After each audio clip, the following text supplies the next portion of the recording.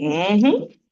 We're gonna call the July 9th, 2024 city council meeting to order. Remind everybody to silence their cell phones. We'll have our opening prayer by Miss Benita, followed by the pledge of allegiance. But Heavenly Father, we come to you, Lord, with humble hearts and humble minds, Lord, to tell you thank you, Lord. Thank you, Lord, for another day upon your earth, oh Lord. Thank you, Lord, for your leading guidance, your shielding and your protection. Lord, I ask that you just lead each and every one of us in here to make the best decisions for the city, oh Lord.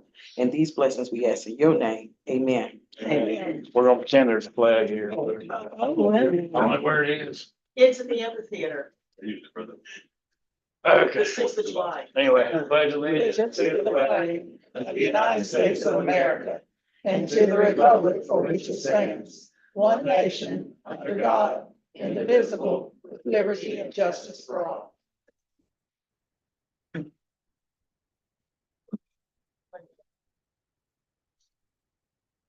All right. Roll call, please, ma'am. Councilmember Ryan. Here. Councilmember Hampton. Councilmember Hampton. Here. Councilmember Wood. Vice Mayor Landry. Here. Mayor Gentry. Here. Approval of items on the consent of agenda. So there is not any. So receiving requests from the general public. The council welcomes you to this meeting. This time is set aside for our citizens and the general public to address the council on any matter not included on the agenda. This is not a question or answer time, nor is it a political forum, nor is it a time for personal accusations or derogatory remarks. If you would like to address the council or anything that's not on the agenda, please come to the podium when you're called. Speak into the microphone and state your name and address for the record.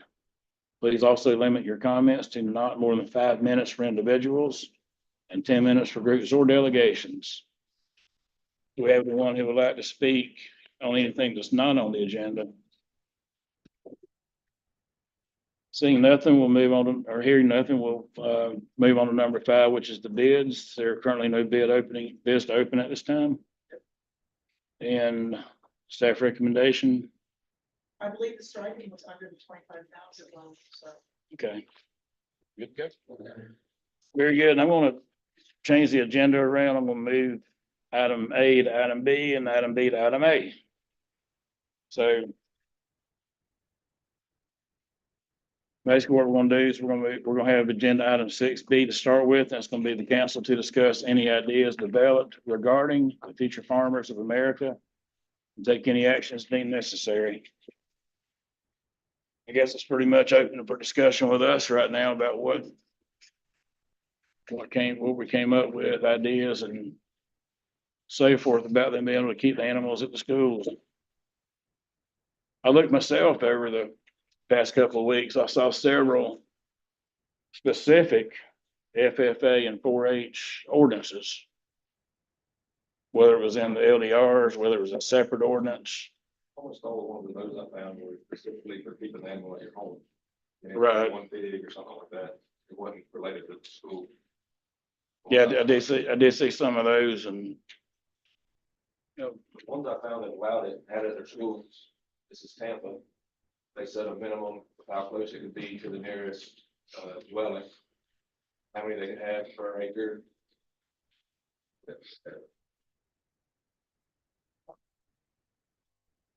Brooksville had. Somebody got funny. Welcome to the club.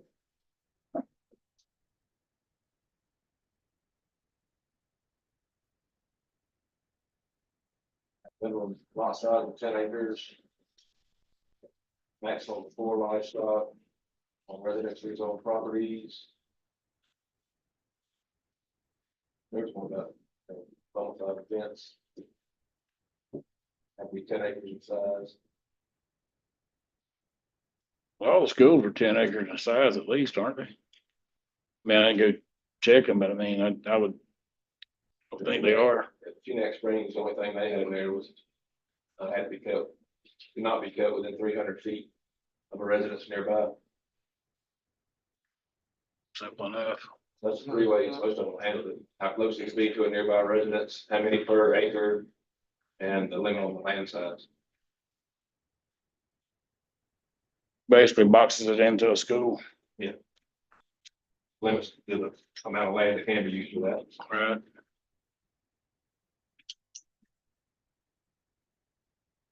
What I would do is make it site specific. You got the qualifications. So it It can be done, yeah, you just gotta write it correctly. somebody Yeah. can always challenge it now or 20 years from now.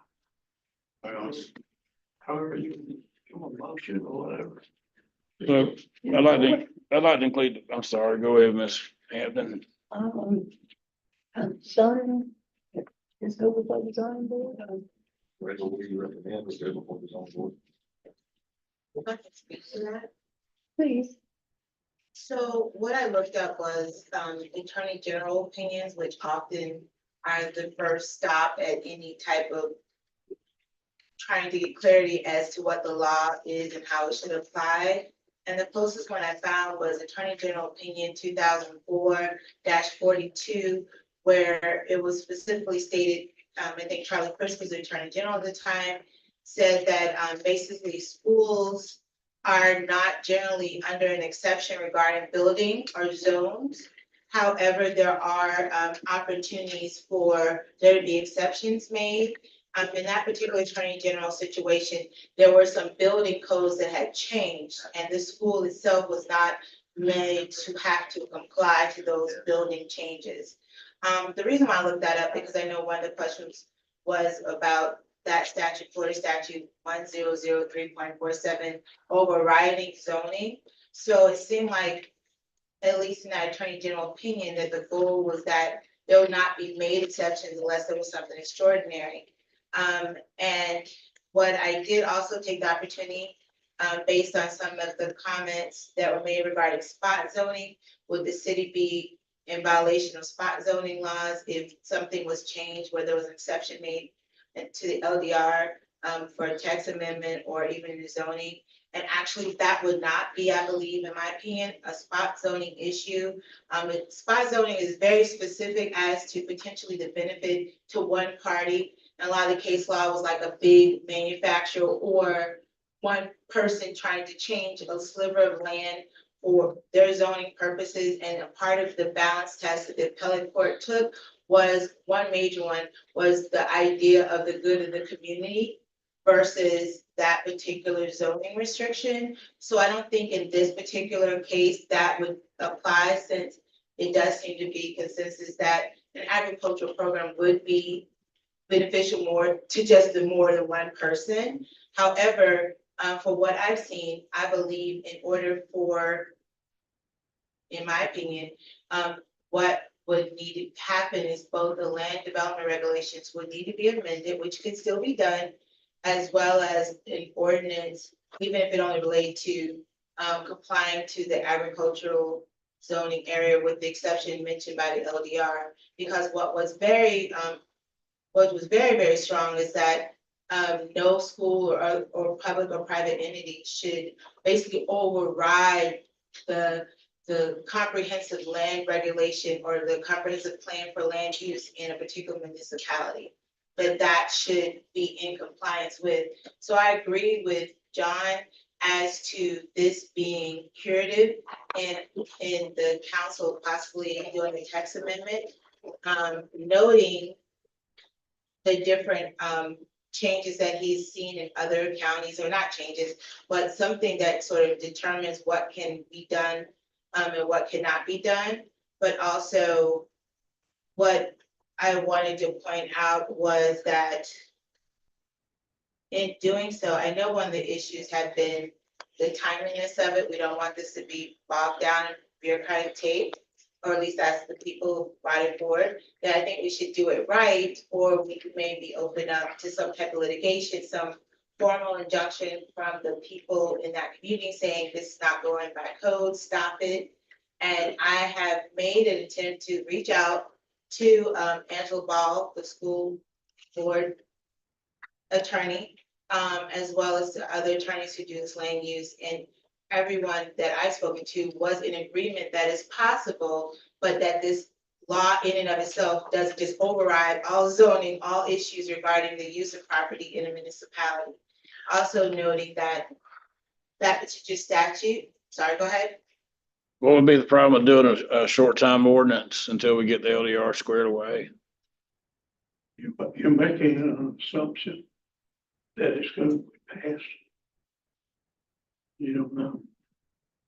No, you don't know, but I'm just saying, what would be wrong with doing some kind of ordinance until, and if it doesn't pass, it doesn't pass, the ordinance goes away.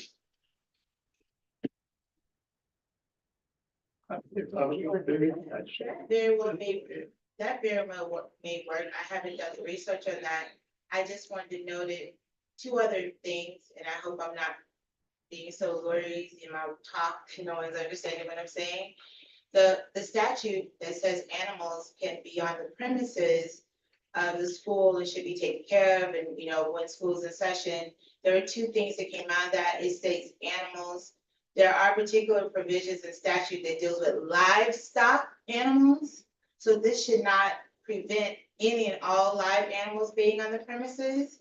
I think where the question came up legally as more than anything was livestock. And livestock has particularly governing things, and I know pigs and cattle were the livestock in one of the areas. I don't know about the high school and middle school actual grounds. And the second is, so in other words, even if this was not the case, there are animals that get kept on the campuses that are not needing to be zoned for agriculture. So do you understand what I'm saying? So animals can be on these school grounds. And my argument is that we would need to make some amendment where they would be animals that typically would only be zoned for agriculture. So there are other animals that don't include pigs and cattle that could be on the grounds. You understand? Okay.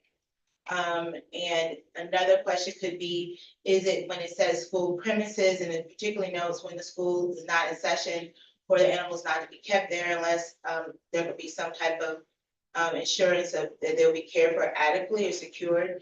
That one argument could be that this was created with the presupposition that that the grounds would be literally on the school grounds, not just property that the school owns. Not just the idea that if the school board owns a piece of property, that you can plump animals down or whatever you want to do. That some of the argument would be like the type of animals and then the placement of those animals on that property. But I think with the text amendment that has a clear outline, that can be done in a way to alleviate a bunch of questions in the future. But I think what was told to us, and I don't know if any representatives are here today with clearer guidelines, that they were asking for specific types of animals, or their expectations was specific types of animals in 3 different locations. I don't know if it's the goats at the high school, which I believe I heard, and then cattle and pigs at the vacant lot at Perry Primary. And we don't want to necessarily get into determining everything that the school board does, but I was really hoping that, you know, they do have legal counsel. If there was anything that suggested what they were doing was prohibited by law, then I would expect that the courtesy or even the presentation from them sharing how it is.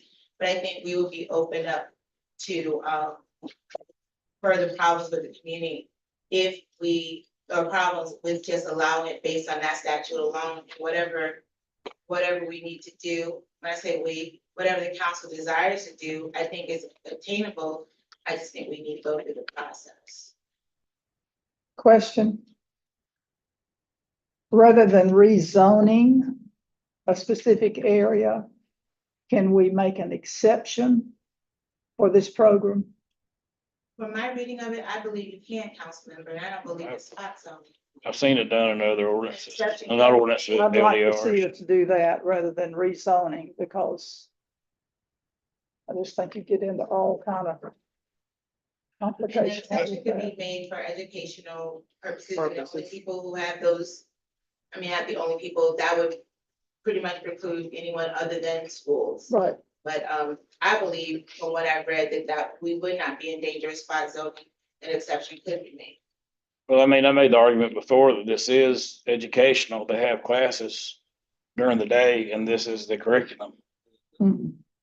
And the fact I mean- that, I mean, you said that it had to be adjacent to the school? No, I was saying the third point was that there could be argument as to premises, what the school premises mean, is that the same as property owned by the school board? So do you have a determination on that? No, I think it's open to interpretation. That's why it was the last thing I pointed out. And so what I was understanding, and maybe Mr. Hart could tell me if I'm incorrect, that the text amendment to the LDR to allow for the exception and give those type of outlines, it would take a number of readings and different things before that can be implemented. And there's a counter issue regarding they're wanting to use the money, whatever money or grant that they've been given, to go ahead and start like today. And so, from my understanding, that was sort of like the crux of the challenge, right? I don't think that's right. No, I understand what, but, so, yes, so the exception, and then there was a question in the last meeting, would an exception in this way be like spot zoning? And I don't believe it would be. I don't think you can have an exception for prohibited use. We would still have to change. If you take that out, for prohibited use, you take it out for everybody. You know, we're getting bogged down. This can't be that cosmic. Other places are doing it. I mean, Right. is anybody against it? I don't want to put 3,000 cows out there. Somebody lives next door. I don't think they're gonna put 3,000 cows out there, John. That's what I'm saying. Do something like 1 cow for each 1 acre for each animal, 1/2 acre for each goat. I got no problem with Now, that. wait a minute, they said last time that they didn't keep the cows as long as an owner would normally keep them. And so they don't require that much acreage. Y'all want to expand on that? And this is the middle school teacher. She was unable to make it. Okay, Good evening, my name is Christy Crooks. I am the middle school ag instructor here in Perry. What we do with the cattle is we could keep the cattle for maybe 6 to 9 months. Takes about 6 months. They are kept by the exhibitors, and being able to keep them on school property helps the exhibitors that are not able to show because they don't have facilities at home. Are they show animals? Yes, sir. Okay. We don't have the facilities to keep a herd of cattle. I have a barn at the middle school that has room for about 4 steers, which are show steers, and 5 to 6 show pigs. These are kept in their stalls. The stalls are roomy, they're not tiny, it's not inhumane, they've got plenty of room. And they're show cattle, the exhibitors. I have one of my middle schoolers with me. She shows steers, and they are kept very safe, very secure. They are fed extremely well. But we're not talking about a herd of cattle or a Right. lot of pigs. We're just talking about 4 to 5 steers and maybe 5 to 6 pigs. And they're only kept for maybe 6 to 9 months, depending on the animal. And they go to market at the North Florida. Yeah, the North Florida Show and Sale in Madison in February. did you keep other animals besides the cows and the pigs or the? Chickens. Chickens, The yeah. high school has goats. I'm hoping to expand our program, but I'm not able to do that until we have permission from the council. And that is where your suggestion come in, what the limit is, isn't it? Okay. There's nothing wrong with them at all. And if it does help, I know I come from St. Lucie County, moving up here. St. Lucie County, or Fort Pierce Westwood has 2 big barns as well as a herd of cattle, but they have an exception and they have room where we don't have as much room, but what the city council did for them is they granted them a spot exception. I'm not against the program. But I did contact some of the residents. And I got a lot of no's because of the smell. And we've also received a complaint because we didn't allow someone to teach their horses or goats due to the ordinance. Yeah. If they can work it out, I'm okay, but people as far away as Green Street, it's enough for them. So waste management is actually part of our standards as well. So being able to design a system where the waste is minimalized and not a burden is part of the agriculture program. It's part of what we do. There are other schools in the middle of cities that have pig barns that we can reach out to and design something similar to what they have to make sure that we are not negatively impacting our neighbors. There was another comment I was going to make. I forgot this. Man, these aren't regular pig pens, are they? No. And the, what you think of it, pig pens? Yeah, 6 foot of mud and all this stuff going on, yeah. It's not like that. Oh, my other point was that the people that are upset about not being allowed to, but they want to do it for a different purpose. Our purpose is for educational purposes. We're not trying to make money. These are not our pets. These are educational tools for the students. So Right. that's what sets what we are wanting to do apart from what the neighbors may be wanting to do. And even the ones that are taken to market, those are still for educational purposes because it teaches the students marketing skills. It teaches them literature skills because they have to keep a journal as to what their project entails. Anything that is done to that animal has to go into this record book. So even for the ones that are meant to raise money, it's not for us.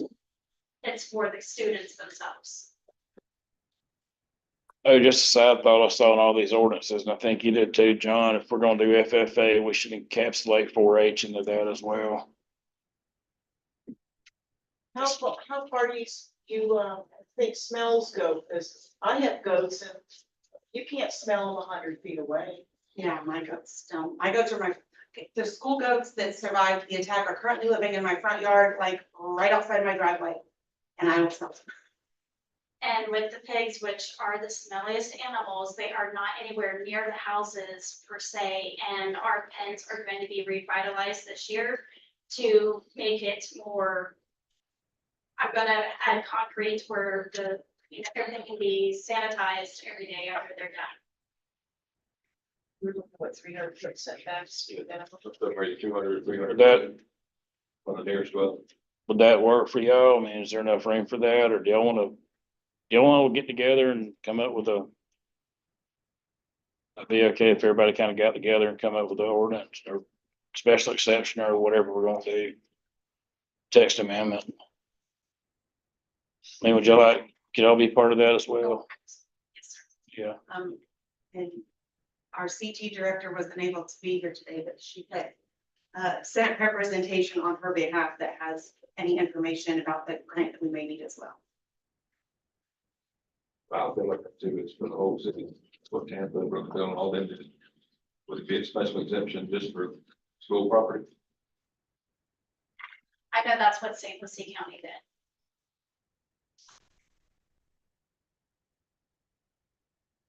Will that include private schools or just public schools? Okay. Any basically saying, school.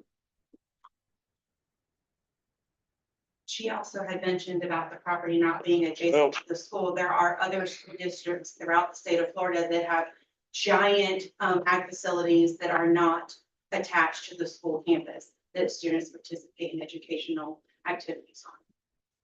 If you're referring to she as me.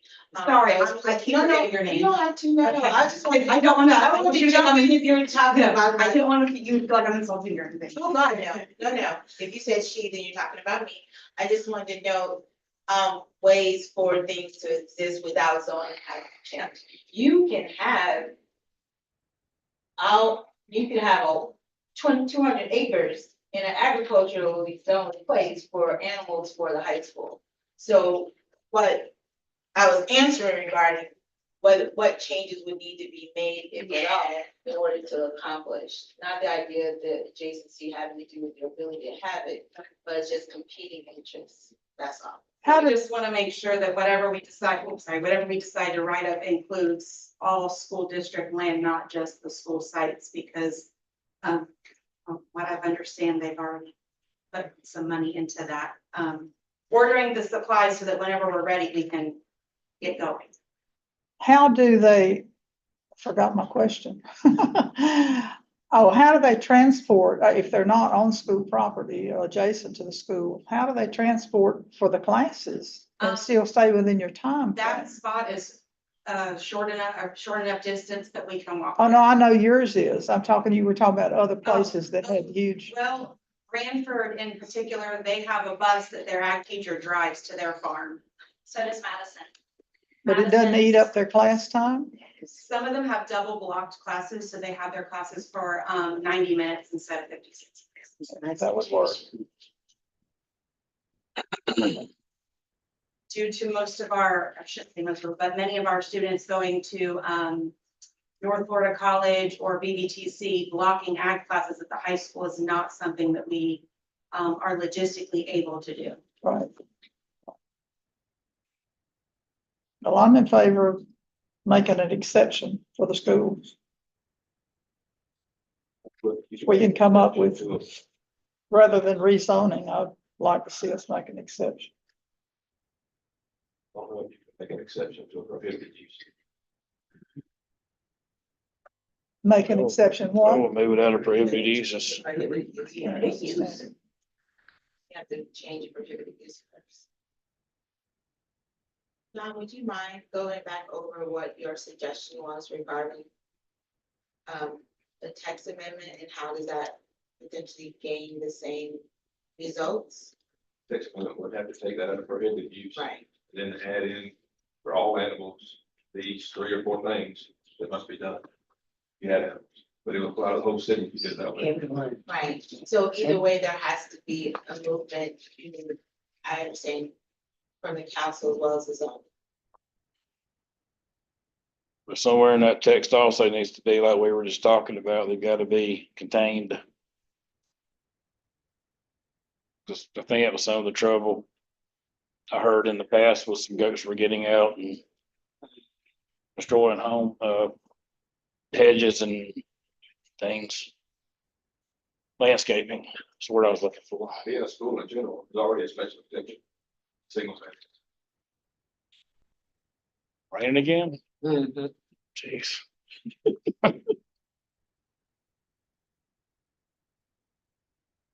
Question.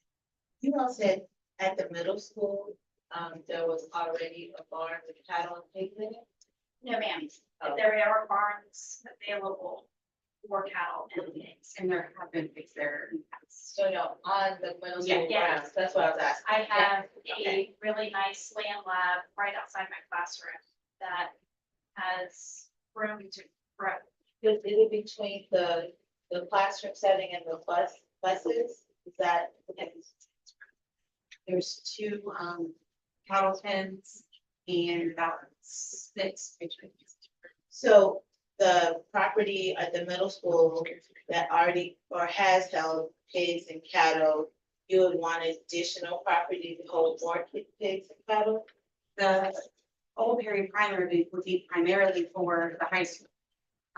Okay, I see what you're saying. With Okay. use for overflow by the middle school. However, if the middle school does decide to branch out into goats, they may need to relocate some of their pigs or cows to the old primary site so that they have room for the goats right there on campus since they need more care. You know, I'm just, can y'all all get together and come up with something acceptable? Yeah. And what's that? Got another meeting. Get it in. Yeah, okay. That's a, or permissible as a special exception. So you can allow cows, swine, sheep, goats, blah, blah, blah, as a special exception. You could come down here and special exceptions, sections. Say schools are allowed to have livestock up to so put it all in there. As long as you got X amount of acres setbacks, et cetera. Right, we Yeah. can create boundaries and borders, but not Sure. prevent. And that's to keep them away from the next house nearby. It's a good thing to do what we're trying to do. And the middle school, they just had a nice wall put around the whole, yes, Yeah. the kennels will be contained.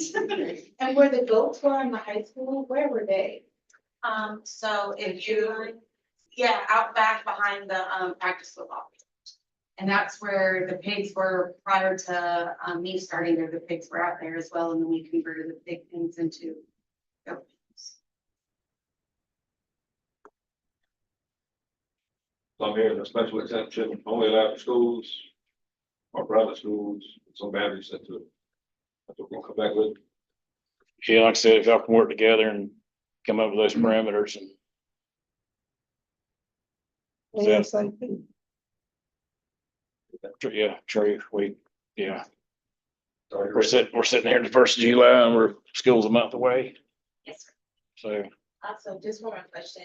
Do you have anything, either by statute or just regular, policy as to how differently animals going to market are kept than some of the language we were using, because everything that we've seen in other cities had per acre per cattle? Do you have anything outside of anecdotal, your description of it, that do outline how that should be? Not off the top of my head, but it's something we can research. Thank you. The more information we know, but. Yes, ma'am. I think different FFA chapters have different rules and procedures. I that we do can know reach out. that, Mr. Billy from the Farm Bureau has been in contact with the Florida Department of Agriculture, so I don't know if they may be able to help in that aspect. They've been in contact also with the Florida Department of Education as well, and apparently the governor's office. Good. Trying to Wait, get somebody to, anything we can do to help to find something somewhere, if there was something hidden Well- somewhere that, you know. maybe we can get an executive order then and just be done with it. That may not happen before school We have a starts. question. Hey, I'm Ayla Harris and, I'm Harry. I would say with a feeder cow, a cow that will be going to market. We want like a 12 by 12 pen. You want to feed them grain and hay. In order to get that weight. If they're out in 2 acres, they're not gonna gain the weight to make it to a market and a finished animal. My daughter's the one that shows the steers. Mm.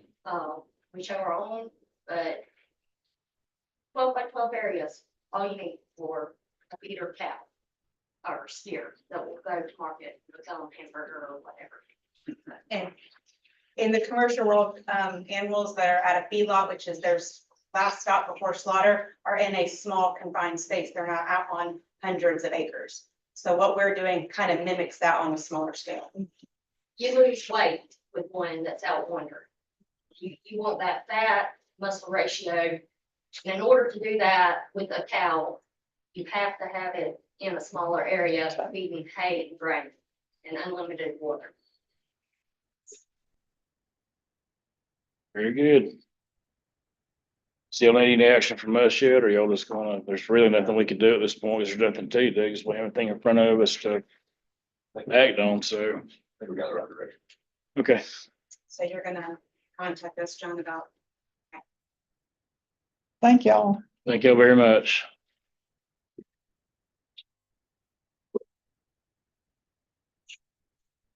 You're getting kind of an unfortunate look into how government can work sometimes. But we're gonna work to get this fixed, so thank y'all for coming. I agree. All right, we're gonna go back to item 6A. Mark Anderson to discuss with council the role of the lobbyist. The council will take any action deemed necessary. Boy, Yes, sir. John handed us a document. That's kind of an official act. We need to amend the agenda. Put it on the agenda so it'll show up as an item on the agenda when we get to Get that register. Added in the item to the council. To approve 2020 urban area boundaries. Where you want to do? Is someone here for this or just? No, somebody here for this? Okay. It just needs to be. Let's add it on the agenda. We'll make, okay, we'll amend that. We'll amend it and put it on agenda item 6. L.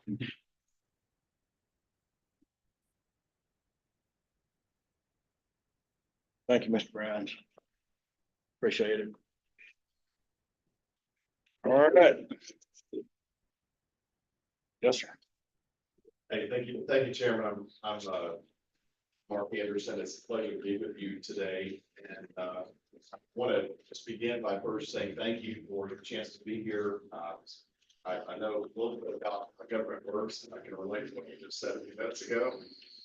It's not always pretty, but it's unfortunate or fortunately the way it works. I've been at this now for better part of 23 years. Started when I was just after 2001. And I was working on staff with the Florida Legislature as the Chief of Staff in the Appropriations Committee, learning from the inside out how government works. And it's been the honor of a lifetime, both to serve in the House and in the Senate as a staff person, but also to be an advocate for clients who need help for our state government. I didn't know I would be doing it this long when I started doing this. It was not something I thought I would be doing, but it's something that's turned into a very honorable line of work for me because of the clients I represent, and quite honestly, because of the people I get to work with in our legislature, which we'll get to in just a minute. But as you're planning for what you want to do as a local government, what you want to achieve with, hopefully with the state of Florida, it's my hope that I can bring to you and inform this discussion moving forward about what you want the state of Florida to help you with, how the state of Florida can help you as you address the needs of the citizens and the taxpayers that you represent. But first, I want to get into a little context as to what a lobbyist is. I've got a PowerPoint here. Just draw your attention to the screen up there. And I want to, the best way to frame this up is to talk about what is a lobbyist and how do we, what are some of the questions that over the years I've gotten asked as I have done my job. And I've backed into a lot of things I would rather not have. I've learned a lot. Learned a lot from mistakes. I've learned a lot from avoiding mistakes. But one of the first questions we get is, what is a lobbyist? And I want to just kind of walk you through what a lobbyist is and what a lobbyist is not. You don't have to be a lawyer to be an advocate. A lobbyist is quite simply just an advocate. And if any of you ever watched TV, if you've ever watched any number of shows on TV and you've seen what Hollywood tries to portray a lobbyist as, just put that out of your mind. We don't ride around in limousines. We don't kill people. We don't do things like that. It's really not that glamorous. It's quite honestly just hard work. We're in a lot of shoe leather, do a lot of traveling, making sure we're in front of legislators, but more importantly, making sure that we are representing your voice before legislators and the executive branch of government. Similar though to a lawyer, even though we're not lawyers, you don't have to be a lawyer, but similar to what we do, we represent clients and their interests before the executive and the legislative branches of government. Lawyers represent clients as lawyers before the judicial branch of government. So that's about where the similarities end. But another question we get as far as who do lobbyists represent? And quite honestly, we represent everybody. There's not anybody we won't represent unless there's something that I'm not terribly familiar with and choose not to be a part of. But we represent local governments currently. My firm is a boutique firm here in Tallahassee, Florida. For 23 years, we represent local governments, colleges, universities, nonprofit organizations. We represent organizations, quite honestly, they just want to know what the heck government is doing so that they can make an informed decision about how to plan for their budget, how to plan for the short and the long term of their process and how they make decisions, whether it's a local government or whether it's a college or university. What is Tallahassee up to? And every time I talk about this, I'm reminded of clients who will operate in other states. And they tell me unequivocally, Florida is the most complicated and most costly state in which to do business because of term limits. Term limits is constantly changing the leadership of our legislature. So for them, An investment in a lobbyist is somebody that is an investment in their business model. They build that into the cost of doing business because they want to be able to manage the risk of government for them, the risk for them. The highest risk they encounter is the risk of government. So being able to manage that risk is part of much of what we do. We just inform them of what Tallahassee is doing. And quite honestly, your competition already has one, most likely. In fact, the 411 Florida cities that are in Florida, more than 54% of them, 222 of them have their own dedicated voice before our state government and before the executive branch. That's not lobbyists representing your association. Those are local governments, your competition, employing the services of a lobbyist, and sometimes more than one. There are larger cities, as you can imagine, having more than one firm who have a lot going on. So they want to make sure they know what Tallahassee is doing. The same is true for Florida counties. Of the 67 counties, roughly the same number percentage-wise have their own lobbyists. Some 30, I believe it's 53.7%. 36 counties of the 67 counties have their own dedicated lobbyist representing the voice of those county governments. So so who hires a lobbyist? More than likely, it's going to be the people with whom you work in the government space. They have one. So why can't your associations do this work? I think that's a question we get, and I often do get on the front end of these conversations with clients. Why can't the associations do this work? We have every one of our clients and my clients, the 23 we represent, belong to a state or to a professional trade association. And the answer to that question is because they operate at 90,000 feet, you operate at the ground level. They're not equipped to handle budget projects. They're not equipped to handle infrastructure projects. They're not equipped to handle local bills. They're not equipped to handle a lot of the local issues that you as a local government have to deal with each and every day. They deal with the bigger issues at the 90,000 foot level, what you can do, your budget authority, how you govern. Those are things the Florida League of Cities does a great job in representing you. They are not equipped, nor will they ever be able to address some of the things that you as individual city council members and as a local government deal with on a daily basis. The same is true again of the 67 counties that make up the Florida Association of Counties. And again, the 40 counties that represent the Small County Coalition. These are good collective groups, but they're dealing with much bigger issues. Every one of those previous lobbyists and cities that I talked about, some 222 of them in Florida, they hired a lobbyist because they knew their competition had that same voice sitting there at the table in front of legislators making decisions about the limited amount of money that is going to be dispersed each and every year in Tallahassee. The other question we get asked is, why can't your legislators do this work? They do, and I would just say at the outset, you are blessed to be represented by two of the finest members of the legislature in our state. Senator Corey Simon, Representative Jason Schoaf, do an amazing job for you. And I am also blessed to work with them every day on a variety of things in my capacity as an advocate and owner of a lobby firm in Tallahassee.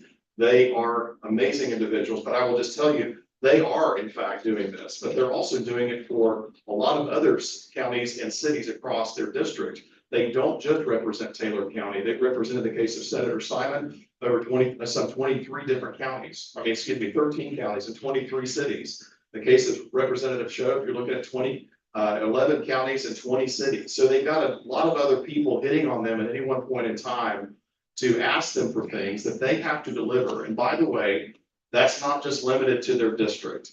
They are also elected to represent 22 million other people who live outside the borders of their district that they have to work for and that they have to deliver for as well. So they've got a lot on their plate. And at any point in time, they're probably meeting with 20 to 30, maybe 40 lobbyists every day representing organizations who are asking them for things. So the old phrase, the squeaky wheel gets the grease. That's exactly why there are so many of these organizations that do that. But they do a great job. And just remember, they have a lot going on as well, and they can use the help, as much help as they can get to do their job. And more importantly, you look at one of the points on this slide here, to give them information, to let them know what on earth is going on with Taylor County, with the city of Perry. What are you asking for? Is it reasonable? How can we help them deliver these things for them? They need information to make an informed decision. Doesn't mean it'll always work out the way that we want it to. I cannot stand here today and guarantee anything to anybody. But I can promise you this much, it's our job to make sure that these legislators have all of the information that they can possibly have to make an informed decision about a bill they're voting on, or in the case of a budget project, what this budget project will do as they navigate the bureaucracy for you with the governor and with the agencies who will end up hopefully dispersing that money. But why have a lobbyist? Why can't you do it yourself? That's another question we always get. Can we do it on our own? The question is time. Do you have time to do this? And the answer to that question more often than not is no. Do you have 90 to 100 days that you can spend every year in Tallahassee, walking the halls and meeting with legislators and putting up with the politics that goes on to get something done? And more often than not, you have jobs, you have lives, you have things that you have to do, people relying on you day in and day out. So having the services of a lobbyist is helpful in terms of just being able to manage your time. You also are able to have your own unique brand and your own unique voice. Having somebody sit there at the table representing the city of Perry when these decisions are being made is critical to ensuring that your voice is being heard in only the way that the city of Perry can be represented. We're not representing other organizations out there. When we're sitting before the appropriations chairman, we're talking there for the city of Perry. And the other question that we get is to level the playing field. One of the issues that we talk about when it comes to having lobbyists, people employ them, is to level the playing field. We just talked about your competition. Some 222 other cities are doing this. Buddy, let me tell you, they're asking for things, and there's a limited amount of money, and only a certain number of people are going to get that money. It's the people that are asking for it. It's the people that are taking the time to spend the time going up there. Sometimes it may require you coming up there, but people that are in the halls of our Capitol every day asking these guys for help doesn't mean they'll always be able to help us, but it does mean your chances go up significantly that you will. And of course, if you're not at the table, you'll be on the menu. I think there's been a lot of talk about that. So I've seen this happen with other clients I represent, one of which is a county government in Northeast Florida. We were able to carve out within a piece of growth management legislation some years ago, something that helped them, that the Association of Counties didn't really have much of a, they didn't oppose it, but they weren't going to support it, but they weren't going to advocate for it. We were able to, working with our legislators, get that piece of growth management legislation amended for the benefit of our county. That's another thing that allows us to avoid you from getting on the menu, so to speak.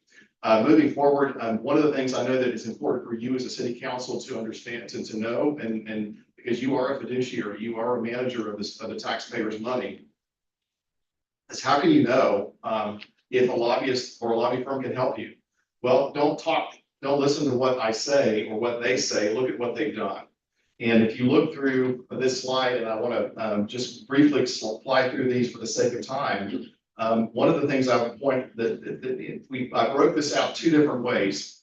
I went back over the last 5 years and broke them and kind of laid out just 5 years. I can go for as far back as you like, but each of the last 5 years, we've had a significant amount of success. Collectively, if you look back in 2024, we had 20.4 million that we delivered for our clients, and that includes the local government. 2023, 17.4 million. 22, 25.8 million. 2021, 14 million. And in 2020, I point this out, 2020 we delivered over $9 million for our clients, and that was the pandemic year. For many of you who may be trying to put that out of your mind, I still having PTSD from that year. The governor vetoed most of the state budget that year to hold back revenues to pay for emergency things that might be necessary during that year. The legislature and the governor did not know a lot of what was going to play out at that point. So the governor vetoed a lot, yet we still were able to deliver more than $9 million for our clients in road projects and various other things. But it's not just enough to say that. And I provided this to John, to city manager, and I'll be happy to send this to you as well. But we broke that out so you see even further more specifically exactly where these budget projects landed and were they approved by the governor? What line item in the budget were they? And next to each of the line items in the column you see there on each of these tables, there's a line item. There's the amount, and there's a column that shows whether the governor approved or vetoed that. We had some vetoes over the years. We had a few this year, but for the most part, we deliver. We don't get a lot of vetoes. And so when you look at these tables, you can see in the budget, when you pull up and click on that link, you will see the budget, you'll go to the line number, you'll see a form number that will attach my name to each and every one of those projects that are listed on that table. And you can see, again, going back to what I said before, these are specific budget projects that were delivered, that got past the governor's approval process and were dispersed to my clients. And I'm proud of that record because we worked very hard in taking the time to meet with our legislators, to meet with our clients and to let them know what they're doing. So then what's next? Where does that leave us? And I can spend a lot of time, I want to spend a little time on this because I think it's important for you to kind of get a sense of what I look at when I see a prospective a client that, you know, when we have these conversations, this is typically how that process moves forward. The first step is to negotiate whatever we can negotiate in terms of an agreement. And then moving into the next phase of that is to identify the priorities of the local government. What are your priorities? Are you asking for something that is outrageously unreasonable? Or can we identify some things that we can reasonably deliver? That's something I can help you with. And then, or any law firm can help you with. The city council that would prospectively may want to approve these priorities somewhere along the line of September to give you some idea of our time frame. And then my next step, and this is one of the reasons we have very few vetoes, is to go to the state agencies and the governor's office and to work in reverse and to make sure that because these agencies are going to disperse the money. If they think that what you're asking for is a bad idea, they will recommend a veto. So we start with the agencies, we start with the governor's staff to let them know what our thinking is, to let them know what the rationale, what the public purpose is for these projects, to see if there's any feedback they can give us that you can give, that you can also take back to your constituents. And then moving forward, we have the general election coming up, which I know is not lost on any of us here. And then we have the organizational session. After that, November the 19th, our legislators will be seated and sworn in. Not long after that, committees will begin to meet. December through the month of February, they will be preparing for session. And then we're off to the races on March the 4th for the first day of the legislative session in 2025. Sometime in mid to late January is a deadline for submitting budget request forms. They've not released that date yet. But that's a very critical deadline that we will have to be very mindful of. But we don't know that date just yet, but we're looking at sometime in January. So my timeline tends to be a little earlier because you don't quite know. It takes time to gather these priorities, to gain a consensus among the members as to what you should ask the legislature for. But I would just, in conclusion, just say, you know, I appreciate this opportunity. I could go into a number of things for a longer time than that. But I wanted to kind of give you a picture of what a lobbyist does, how it might be a benefit to a local government. Sometimes it isn't. Sometimes you don't need to do it. If you feel that way, that's fine. But I felt like this was an opportunity that we had a chance to kind of bring to your attention our experience and our success as a small lobby firm in Tallahassee and what we could do to benefit you and taxpayers that you represent. So with that said, Mr. Chairman and members, I'm happy to take any questions. Isn't part of your job as a lobbyist to triage what we're asking for? Yes, all the time. We ask for something, no, wait a minute, that's not gonna fly. Yes. That's, I mean, cause you know the members, what they will, what they won't, executive, yeah, I get. Yeah, I mean, you gotta triage anything that you feel is gonna make it through all three yes. bodies of government. So that second block there, identify priorities, that's Right. what I would do with you to begin that process of triage, to figure out, okay, let's not waste our time asking for things the legislature has either already said no to in the past, or just probably doesn't think it's a good idea, or maybe it's not a good idea to bring back a veto project, or maybe politics have changed on a project that had been vetoed. We need to do a little due diligence to make sure that we're bringing back to you information that you can use to inform your decision as to whether we should ask for that project. So yes, we do that all the time. In fact, in budget world, it's critical that we do that. So we're not wasting your time and we're not wasting our legislators' time. Are you lobbying for Taylor County? No. Okay.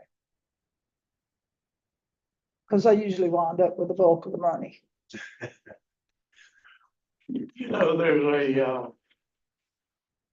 process you've got to go through to hire an engineer or an auditor.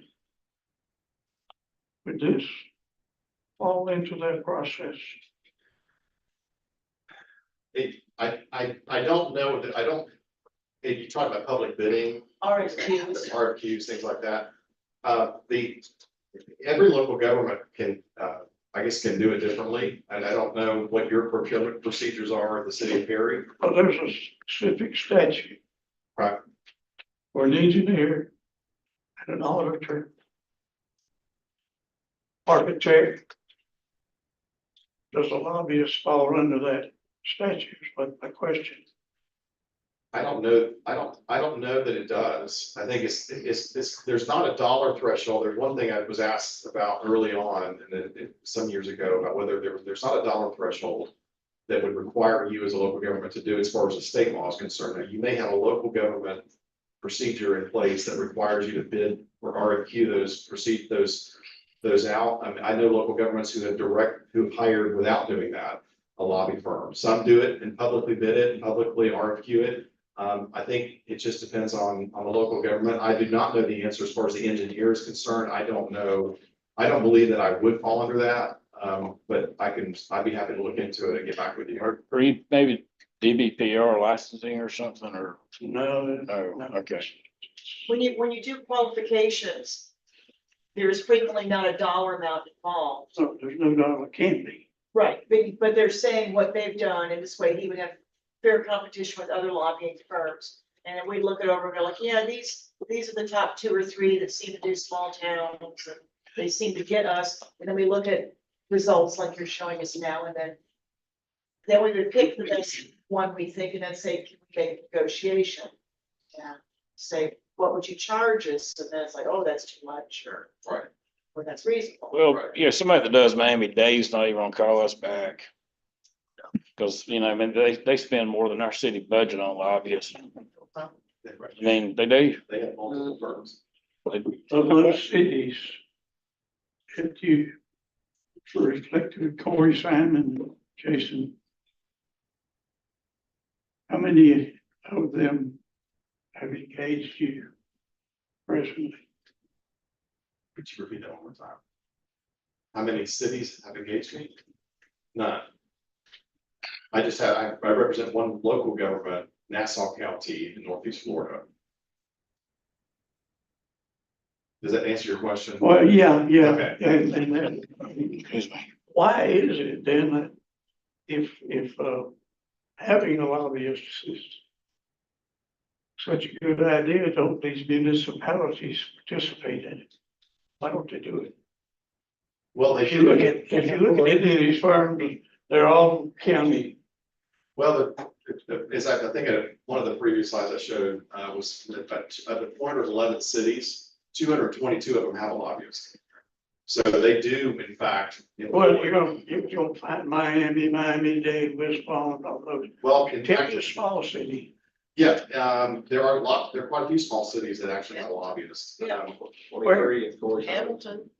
So those are counties. Hamilton's a county. Yeah, and but I would say that that's, to your point, But you have counties, some of the smaller rural counties that have an asterisk next to them. They have a lobbyist. The cities were there were too many of them to put up there. I don't know how many within those counties have one. I don't know the answer to that. But 222 cities is more than just Miami and some of your larger cities. There's quite a few small to mid-sized cities that employ a lobbyist because they see the value in that.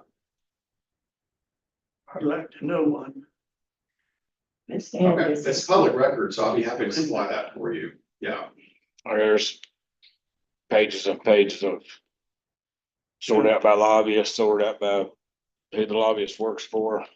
Yeah, it's Yes. pretty extensive. It's extensive, and some of them employ, some of the lobby firms I've learned over the years I've employed, they represent multiple cities and multiple counties within cities, and I don't know how they keep all that straight. We represent one local government, and it's pretty clear and transparent what we represent. Everything else is is, we do a lot of work in the local government space. So I think, our bandwidth is sufficient to be able to make those asks and to provide that value. So we're not you're not competing with a lot of other interests out there that we would, be representing. So that's one of the reasons I'm here too, is to just kind of let you know, we do this work and we do it really well. What was it? I'm sorry, go ahead, Ms. Hampton. Ms. Anderson, Yes, just ma'am. out of curiosity, I know that you would be a valuable asset, but could we afford you? I believe the answer would be no. Could you Well, that's something we would negotiate. I mean, I think we give would, me a ballpark, pardon me, a ballpark figure? oh gosh, put me on the spot. Yes, I would need to learn more about what you're asking for to price out a proposal. So you're asking for a lot of things, we'd have to, going back to a previous point we were talking about earlier.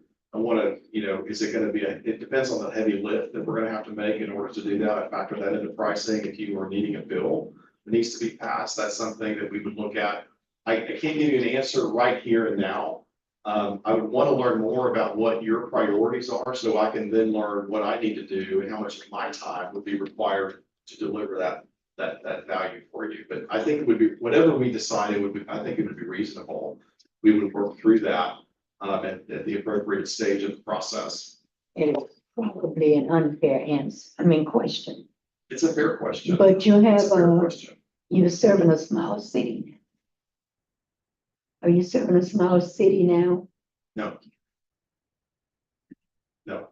Nassau County, about what size is it? Looks like, I don't know. I know it's north of Jacksonville, but I'm not sure what size it is. Fernandina Beach, isn't that the main city? Bailey Island, Fernandina Bay Beach, Island, okay. Yulee. It's got both kind of you got the island over there, you got the island, and then you got the more rural side, the west side, Yulee, which is the county seat. Yeah, Um, 30,000, 40,000. It's larger than that. I think we're well over 75,000 now. Okay. Really is? This is the county, Okay. Nassau County. Yulee's growing, it's not growing that much, but it's growing. But it's a fair question, and I think we would try to figure out what that number, that ballpark would look like. I just hate to give you a number without really knowing more about what your needs are and what you would want me to go do in Tallahassee for you. Would you Because work the on, pricing varies. would you work on a retainer basis, or would you have a per need basis, or how does that operate? I'm not sure. But we cannot work, state law prohibits us working on contingency. That's something we cannot do. But we typically work on a retainer basis, yes, sir. But they will usually work out a contract that gets through, usually it's on an annual basis, and there's evaluations and so forth within that. We work through with you to make sure that we're doing what we're supposed to do. Does the retainer go toward getting something done, or is it just, Yeah, the retainer, we can't make it contingent, but the retainer is paid based on what you guys tell me you want me to do and how much of my time is going to be required to get that done. okay. So, yeah, it's a flat fee that's basically really just broken out into 12 months. It's what I usually will say, this is what's going to cost. This is what the market rate typically is for the services we've been doing for the last 20 years. And we would divide that, we'd make that retainer payable over 12 months, so we can satisfy that amount. Well, the reason why I asked the question, there's some professionals you pay just to have them on speed dial. And then you pay extra when you actually get them to do something. And there's some that the retainer goes toward getting something done. That's why, I see what you're saying. That's why I'm asking the It's question. one fee and you call me not a day. There's no extra fee for that. It's one price. And we're 24/7. but if you get into something deeper, it could run a little more. Nope. Oh, It's hard. If it was a lot, Okay. if it was a lot more, I mean, typically we try to price that in on the front end. sure. If you're saying, gosh, we need a $20 million project and it's halfway through session. Yeah, Yeah. may keep you up at night. It's, I'm trying to do it. So. I think we would build it into the price of everything, and if you needed something done, it was not part of that. We worked through it. I don't think we charge extra for that, but if it's a major lift, we would want to probably talk through that, because there's always, And then you triage as to whether or not we're asking for too much. Halfway through session or whatever, yeah. right, you would want Type to, thing. yeah. Like I said, I think the main thing is just to keep it very simple, is Sure. just to ask, to find a few things, 2 to 3 things that you need that we can that reasonably deliver. Hmm. That are not outrageous. Right. And let's set the precedent of being able to achieve that. And then build on that success moving forward into the next year and really build that trust with our legislators. One thing I will just tell you that I think is also important is that the decisions that are made to deliver that money are coming obviously from the legislators.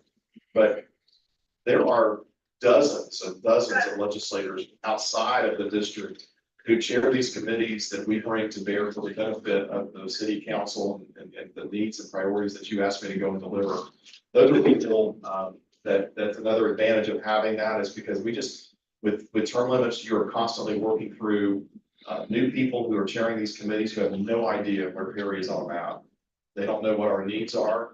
And it's our job to sit there in that office and walk them through every single thing that we're doing. So it's my hope that we would work through on the front end, everything that we would want to go sit down and we want to talk about, we want to advocate for. So when I sit down with Chairman Schoaf, or when I go to the appropriations chairman, this time is Chairman Broxton, that he's termed out, I'm giving him a complete picture. I'd rather not have to go back and say, oh, by the way, I forgot to tell you, we need another $55 million or whatever the amount is.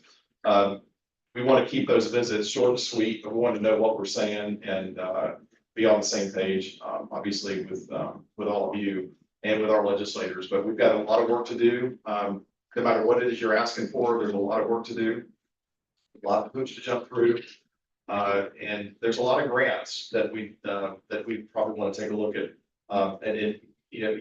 Not necessarily asking Corey Simon and Jason Schoaf for a direct line of appropriation. There's lots of grant programs out there that I think you probably are doing right now that we can embed inside of these bigger programs. So we're not asking for a specific road project, we're asking for a program. We're lobbying for a program, and we make sure that that program is funded down to the project number that we're ranked at, so that we're getting more bang for the buck, so to speak. So we want to free up those asks. If we're going to ask them for 3, I'd say let's find another 4 or 5 that we can embed within, for example, the small county outreach program, the SCOT program, or the SCRAP program, or the FDOT program for your parks and recreation. Get those requests in and start bringing those. And then as the legislature funds those, we can ask for some of those line item projects. There's all kinds of ways. I don't want to get too much deep in the weeds here with you guys right now. But we're really good at this work. We've been doing it a long time. Love your delegation and just appreciate the opportunity to be here with you tonight. Sounds like setting priorities is key. It sounds like setting priorities up front is key to making it work. Yes, ma'am. In my first year representing Nassau County, I didn't know what I was doing. I just didn't know. I had no clue. They had never had a lobbyist. I never had a client. To give you an idea of how I was just starting out. It worked out. And one of the things I learned very fast, in that first session, I had each of the 5 county commissioners asking me, and this is no criticism of them, we just didn't know. They were asking me individually for 5, 10, 15 projects. And the list was this, it was like 75 projects long. You know what we came home with? 0. Because we were asking for too many things. Yeah. And we didn't have, to your point, what I learned is having the city council and in their case, the county commission come together and it took some time for that to happen. I learned this the hard way, to come together and agree on a common set of priorities. Usually it was three things that we knew we could go to Tallahassee and get, and we got them. And I think some of those results in the recent 5 years kind of show that, but those first few years were touch and go. We didn't know the first, but we grew over time to realize, you know what, we should probably agree on a set of priorities, as you said. And then that makes my job and the job of your delegation a lot easier to know that this is something you all agree to, that you all support, and that that's just what we're gonna work on. being very simple, being very transparent about it. And it just makes everything easier. And there may be times, Mr. Chairman, when there might be something comes up during session. That happens from time to time where a bill gets filed that is terrible for the city of Perry. There's some bad thing that went sideways on it. We find that, we go to work on it. That's not extra. That's just part of what we think our job is. But there's something outrageously crazy that we'll talk through that. But for the most part, I mean, just it's being very flexible and being very fluid because session is always topsy-turvy. You never can predict what they're going to do. So we try to manage that best we can. I like to do it, John. Results speak for themselves. I want a smaller lobbyist, that when he's in front of Jason and Corey, that's the only thing they're talking about is the city of Perry. I don't want one that's representing 10 different counties and 20 different cities. Well, you got told twice. I was there for one of them. I had a meeting with Corey and Jason and asked them both what's the best to do to get some of this appropriation money. And they both ended the conversation with our lobbyists. Those are the guys that are out there every day talking with. There's nobody in the city has time to do that. I'm not saying for or against. I'm just saying I heard what we were all, you and I both were there and heard the same thing. So what's a day at work like for a lobbyist? You sit with sessions and listen, and then, you know, you try to have lunch with some of them, bond with some of them, go to cocktail parties. I mean, what do you guys do? All of the above. Yeah. Well, I mean, okay, getting something through the Senate and getting something through the House, then you gotta get through the executive session. You can know Senator Simon all you want, you can know Rep. Schoaf all you want, but if you don't have the tie to the governor's office, that's where it stops. Well, no, A lot of times. we do those things, but you know what we really do is we sit in their office, we stalk them. Yes. Yeah. That's what we do. We make sure that and sometimes it's literally walking them down to the committee room and saying, I need you to ask the chairman for this, and you give them a one-page document that the city of Perry's priorities are on. I said, I need you to ask for this. And then we go over to the House of Representatives side, because it's two chambers now. We're not just, the Senate's only one part of that. The House has its own process. And we do the same with Rep. Schoaf, but we also go to Rep. Schoaf's big chair. And then we go to the speaker, and then we work our way up the food chain, and we make sure that we are doing everything that we can to elevate what the city of Perry needs to get from the legislature. And then it doesn't stop there, because concurrent with all of those things that we're doing, talking to those members, we're going to the staff of the governor, and we're working with committee staff to make sure that they know how to defend our project. Look, it's not enough to have a lobbyist. It's great to have one, and I'm suggesting you should have one. I think everyone should. I think it's the cost of doing business anymore in Florida. But it's also, I want to turn staff I want to make advocates for the city of Perry with the staff, with the permanent government, people that are not elected, people that stay in those chairs when everybody goes home. I want these folks, I've been in those rooms. I can tell you, they sit around a table just like that. And when the time comes for the chairman of the appropriation committees to meet in the staff, if the staff don't know about your project, you're not getting money. I've seen it happen. And so our job is to meet with those staff and to make them not just supportive, but advocates for things that we're asking for. And we do a good job. And by the way, the staff are incredibly important to this process in Tallahassee. They can do wonders when it comes to some of the stuff, because they can get behind the doors that we can't. There comes a point in time during session when that door closes and we can't get past that door.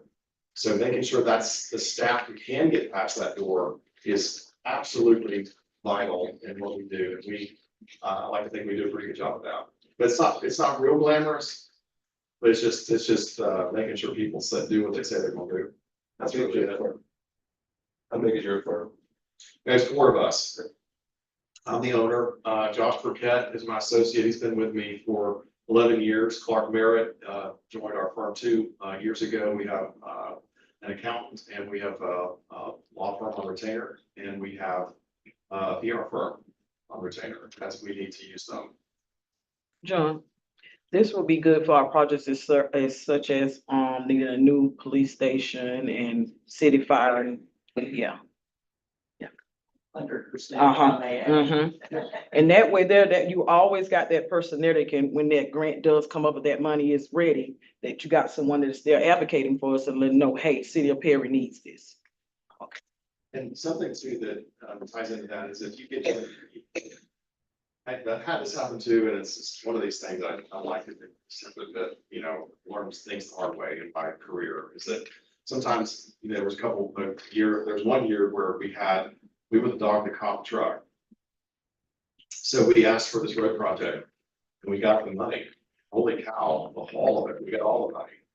And then the Department of Transportation, this is early on in my career, again, I was still learning. Did not know, I did not realize how many strings they can attach to these monies they disperse to you.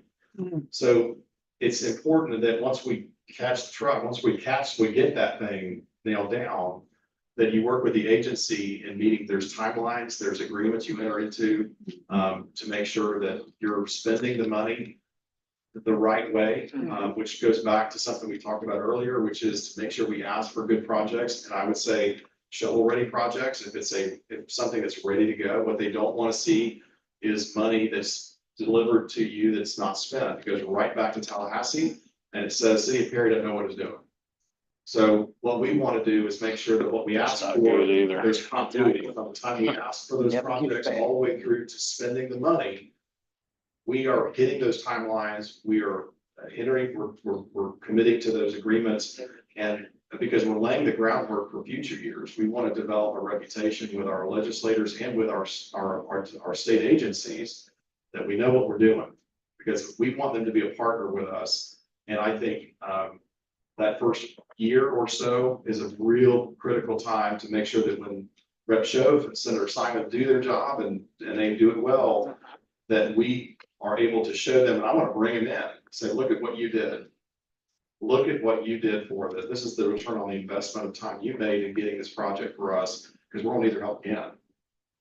And then before long, God help us, there'll be new people coming in after them that we'll have to work with. But right now, you're blessed to have two fantastic people representing East Mountain. So do you all monitor that we're doing it right, that we're getting the reports in, that y'all monitor that? Because that's been a concern for me. If we've got all these projects going and grants and whatever, you know, and there's nobody watching the timeline, and we could lose it. Yeah, so like I said, we learned that the hard way. Because we had a project get money 1 year that was money, they weren't releasing the money if we're gonna do it, because the client, we didn't know, wasn't ready. It wasn't the local government, it was nonprofit. They had never gotten any appropriation. They wanted 50,000, we got a 1.2 million. We got it. Boy, did we not know what we were doing. So not we, but they didn't. And so we learned we got to get in there and roll up our sleeves and make sure that money, because they don't give it all to you at once. They disperse it quarterly installments typically. They want to know that you know what you're doing. Yeah, And right.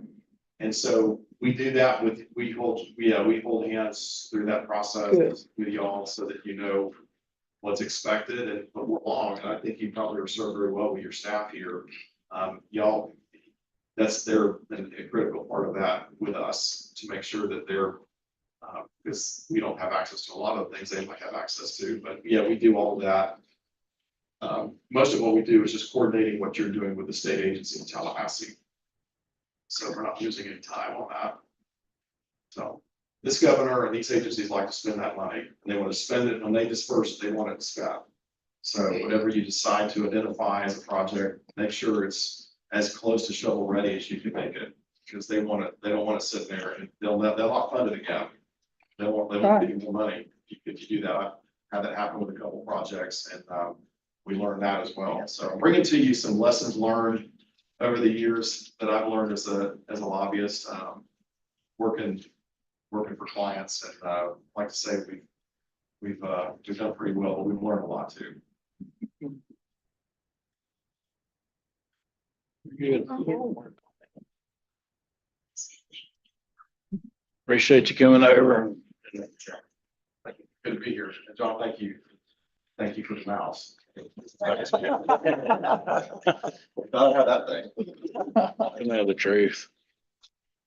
Appreciate your information. Thank you for coming and hopefully we'll be in touch. Okay. All right, agenda item 6C. Council to discuss the sale of parcel ID number 05497-500 and take any action deemed necessary. This is. Just had it in my hands. Which one is it, St. John? Is that the one at the? Who's wanting to purchase it? Billy Brock, that's the one Billy Brock. Is that the one that's, He don't okay, want the whole thing though. He only wants right there, that little section. That's all he wants. wait, With that right away? And I mailed out letters for y'all's policy. I had no responses. You know, you have to give 30 days. Nobody responded. So so he just wants someone to go with his property line and that's it. yeah, according to the property appraisers, he does not, he's told me he owns the property. According to the property appraisers, someone else owns it. And I sent them a letter. Campbell Automotive by chance? No, No, it's he somebody does not else. own it anymore. Okay. You know, I can't remember, but Billy Brock told me he owns it. And he maybe they're financed, I'm not sure. Either way, That's not gonna be the minimum lot requirement, it's, you know, both of.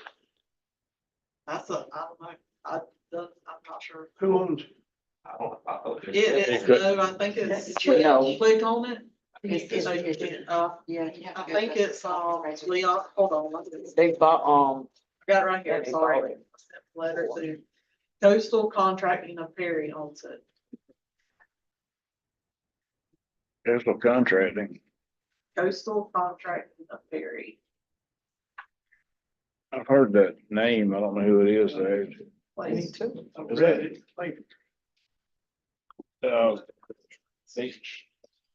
Is that the piece of property that's right behind his auto shop Where it's right beside the auto shop. beside it? when you turn it in the back. That way, way, it's yeah. out. That's the one beneath Is that? Mhm. Yeah, when you turn in the back part of any out coming around, with the road. uh-huh, right there. I'm on that map. Fire Butler's the address. Mhm. Go Enter Devo, yeah, keep going that way. the other way. The one that's Other way? looking Yeah. towards 19. Keep going. Wait, it's going past it. Yeah, right. I can't see it that good, so. Keep going up. Go down. Duval, Up. Up. That's Fraser on the left, keep going up. Look for all the cars. It's. There's the train track. Okay. There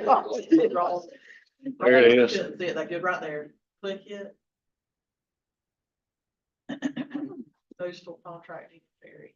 Which according to some judges is not a legitimate company. What? I just looked it up, man, I'm telling you. Well, I mean. He told, Billy Brock told me he owns it. Some business, oh gosh. There's no. They probably just You know, have and he done the came paperwork in, on that. yeah. You know, to the camp, to you all about it, because he thought he could. Y'all had said something about selling parcels we don't use or whatever, so he thought he could.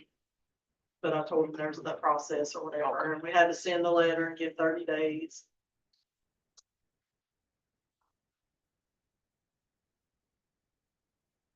Okay, yeah, this is next to the. Helen property Street, that Jason- that's, Helen Street is where that's, Hogan- Is Leon, that Leon Sorty? I think so. It may be. He did mention. Where he to me, lives. But you know, now that you said that, he told me that Leon called him because he received the letter. And I'm assuming he's talking about this letter, because I knew I didn't send Leon one, that he didn't want on it. But I'm not sure.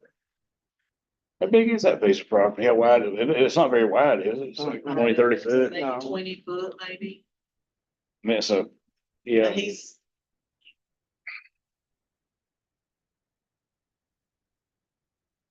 So, I mean, I guess if you, well, he's only. the church is in part of, well, it's not, I know it's not totally accurate, but. If you want, Probably 15. Not even 20. If that person don't buy it, that person don't buy it, it ain't gonna be that big of a lot size. all you're gonna be able to do is walk down it. Truthfully, Wants to park cars on it, right? He has cars on it. Yeah. I don't even think it's selling it to them, just, Yeah, she found it in the, but Leon sorting onto it. That's pretty much fine. I'll tell him. if Billy buys it on, he owns it, he's, Long as don't he really do anything knows, with it. long as he knows we've still got access to it, if we got anything buried under there. True that. That's really our policy. You pave it, whatever, we come in there and dig it up, you gotta repave it. Yeah. Well, it's not paved, so. I don't think. I mean, it need, I'm just saying, but if you went in there and Yeah. paved it. Yeah. You'd still have the right. to Oh, go yeah, down, yeah, Get under it. yeah. We gotta have access to it if we got utilities there. That is true. Y'all know of anybody? You need us to do. Everything you can do. One of those two companies wanna buy it, touch it. Do what, John? I think there's anything you can do unless one of those two representatives touch it, wants to buy it. Small as it is, it'll never be the bill of lot. What is it, commercial? I'm sure it is. Gotta be, yeah, 19. There is. In one of the commercials, I think commercial intensive, there is a 0 setback on building a I think building. there's still, like John said, a minimum lot. But you gotta, size. right, but you gotta have a, yeah, Yeah, setbacks. is you can either go 0 or you gotta go 10 feet, but Right, you can't go in between. but you still have a lot size. Right. You're right, yeah, I agree with you. I'm just saying, that's the only one I knew that you could actually go to 0 on. That I remember, there's probably others.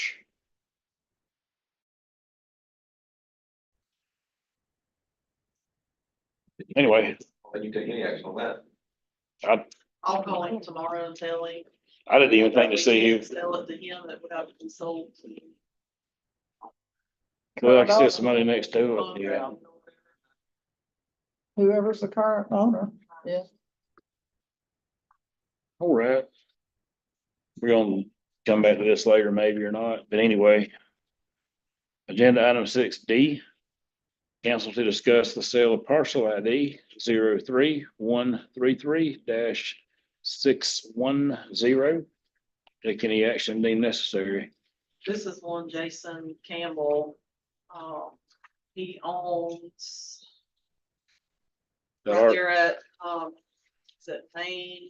the RV lot. Okay, Between him and Christopher James's, Christmas shop. yeah, There's a right away through there. I sent letter, which I actually sent letters a little while back. We were still in the process. What to do with lands and stuff.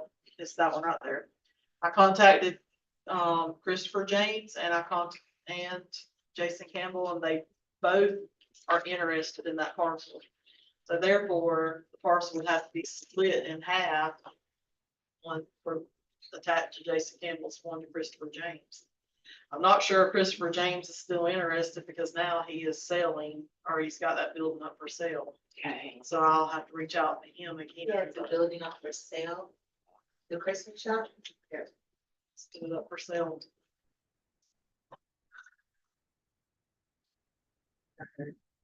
What's on the other side? Is that the Mexican restaurant over there?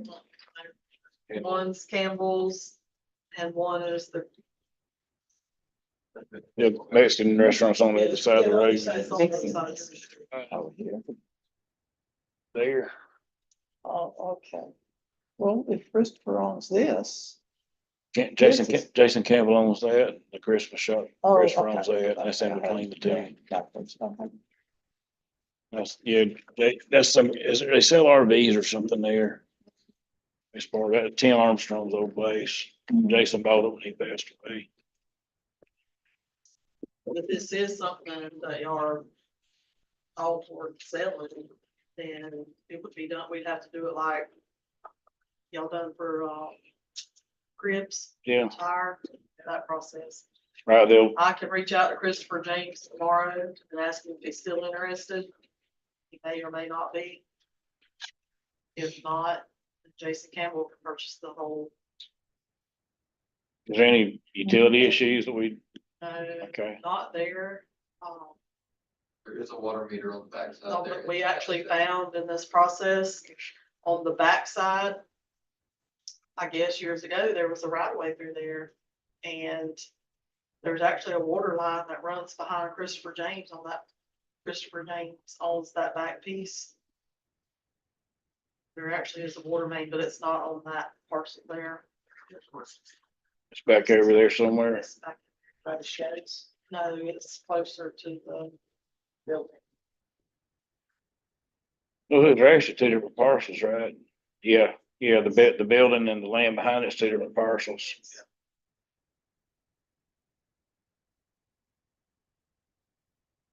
We need to vote on selling it or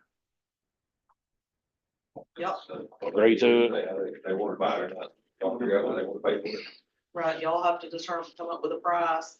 They've been notified also, once y'all come up with a price, and they're responsible for all fees that are associated. Well, do we come up with a, like, It would have to be, drawn up, things like that. do we appraise it or we just go by what the tax collector? I'm not sure how. I thought it said we went with During- the tax, I'm not Also sure. says you won't sell it for anything less than the. less than, Right. okay. And somebody else should pay for the appraisal. If somebody wants to get one, yeah. That's right. Yeah, It's only raise your $700. That's tax appraisal. But if they want to split it, then Yeah, the levels of this ain't worth that much. Again, it's another setback issue. We don't care.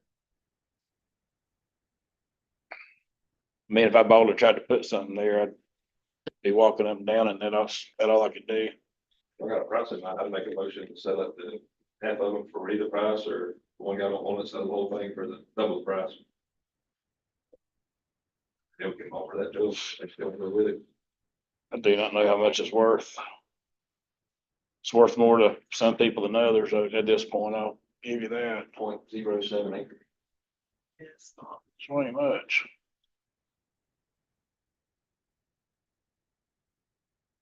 I say go with a tax appraisal on it. Will cost more than that. Yeah. Survey. Yeah. Yeah, survey costs them. Yeah. Split it in half, they got. Yep. Do what you do and bring it back to us. What do you need a motion and vote? There's somebody's I better. know y'all aren't taking public comment, but if you're looking Sorry. to get, if you're looking to get value on that, all you need to do is reach out to a commercial builder, have them CMA for you. You'll get the actual value. Okay, I'll do that's what, and you don't have to pay for an appraisal. okay, thank you. Commercial realtor. Deal. Really any other. But compare that to tax. Like I said, as it sits, as it is, all on its own, really ain't worth that much. Now with another, Well, I didn't let them know that it's gonna be on the agenda because I didn't know I needed to, and I didn't know. I figured we would bring it more, if it is something they want to, if you are good with selling, then I can let them know and maybe. well, I mean, like it says, it's not worth much, but you attach it to a bigger piece of property, Yeah, then it's worth more, so-called. but I So- let them all both know, or all three know that they would have to pay for All the costs, all the costs, any fees associated with the drawing up of the deed and surveys, things like that, yeah. closing costs, et cetera. Will you take, council need to take any action or just say move forward or? You know, my policy says y'all decide the whole thing. What do we wanna do? Price in mind, I can offer that to them. I mean, maybe you table it, let Daniel call them. Let's go to the next meeting and see what they want to do. We can do that. That okay with everybody? Okay. Agenda item 6E, cancel to appoint 2 citizens to serve on the Perry Police Pension Board of Trustees and take any actions deemed necessary. Do we have anyone? Have you guys asked anybody? I haven't. Serve on the police pension? So we don't have anybody yet. You want to add in the newspaper for this for the next one. Maybe put it on Facebook or unless you already have, I don't know. Okay. So we'll come back to this later. You guys, What's that? We're gonna add a newspaper. As far as I'm concerned, you can. Why I'm not? It's okay with me. fine with that. We do that for other things, so.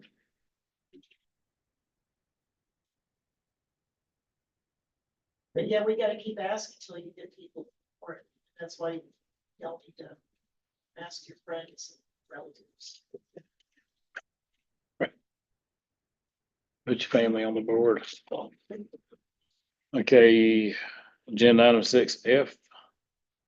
Council to appoint 1 citizen to the Planning and Zoning Board and Board of Adjustments and take any action deemed necessary. Have we had anyone step up to do that one?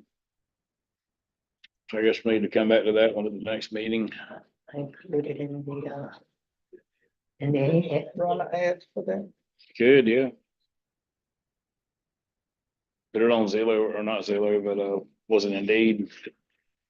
Free job, volunteer job. Volunteer job. All right, agenda item 6G. Council to consider setting tentative millage rate for the city of Perry for fiscal year 2024, 2025, and take any actions deemed necessary. It's the proposed millage rate. There's 3 stages of millage rates. Proposed is what we're doing in the month of July. Mhm, And then the first meeting in September is tentative, and then there's the final at the last meeting, mhm. just to get the semantics straightened out. So you're looking at an old agenda. Oh, I am. I gave you an amended agenda when you put it, or when I came. So the rate, check the rate. Yeah, they are correct. So these rates are the ones that we get from Brent, the fruit and village.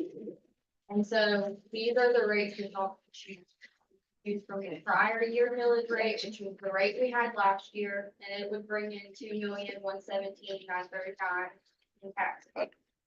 You could choose to go with the current year rollback rate, which was essentially bringing in the same amount of taxes as last year.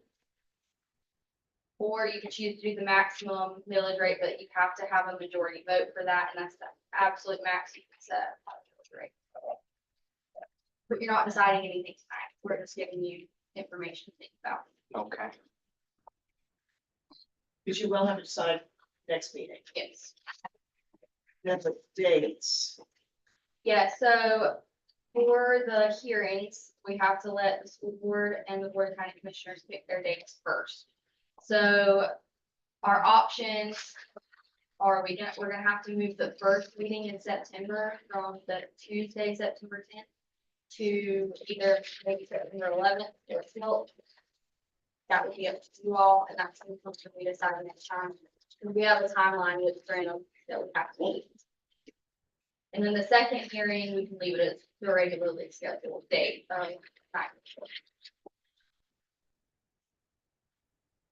You don't meet on that, and let us know what day works best.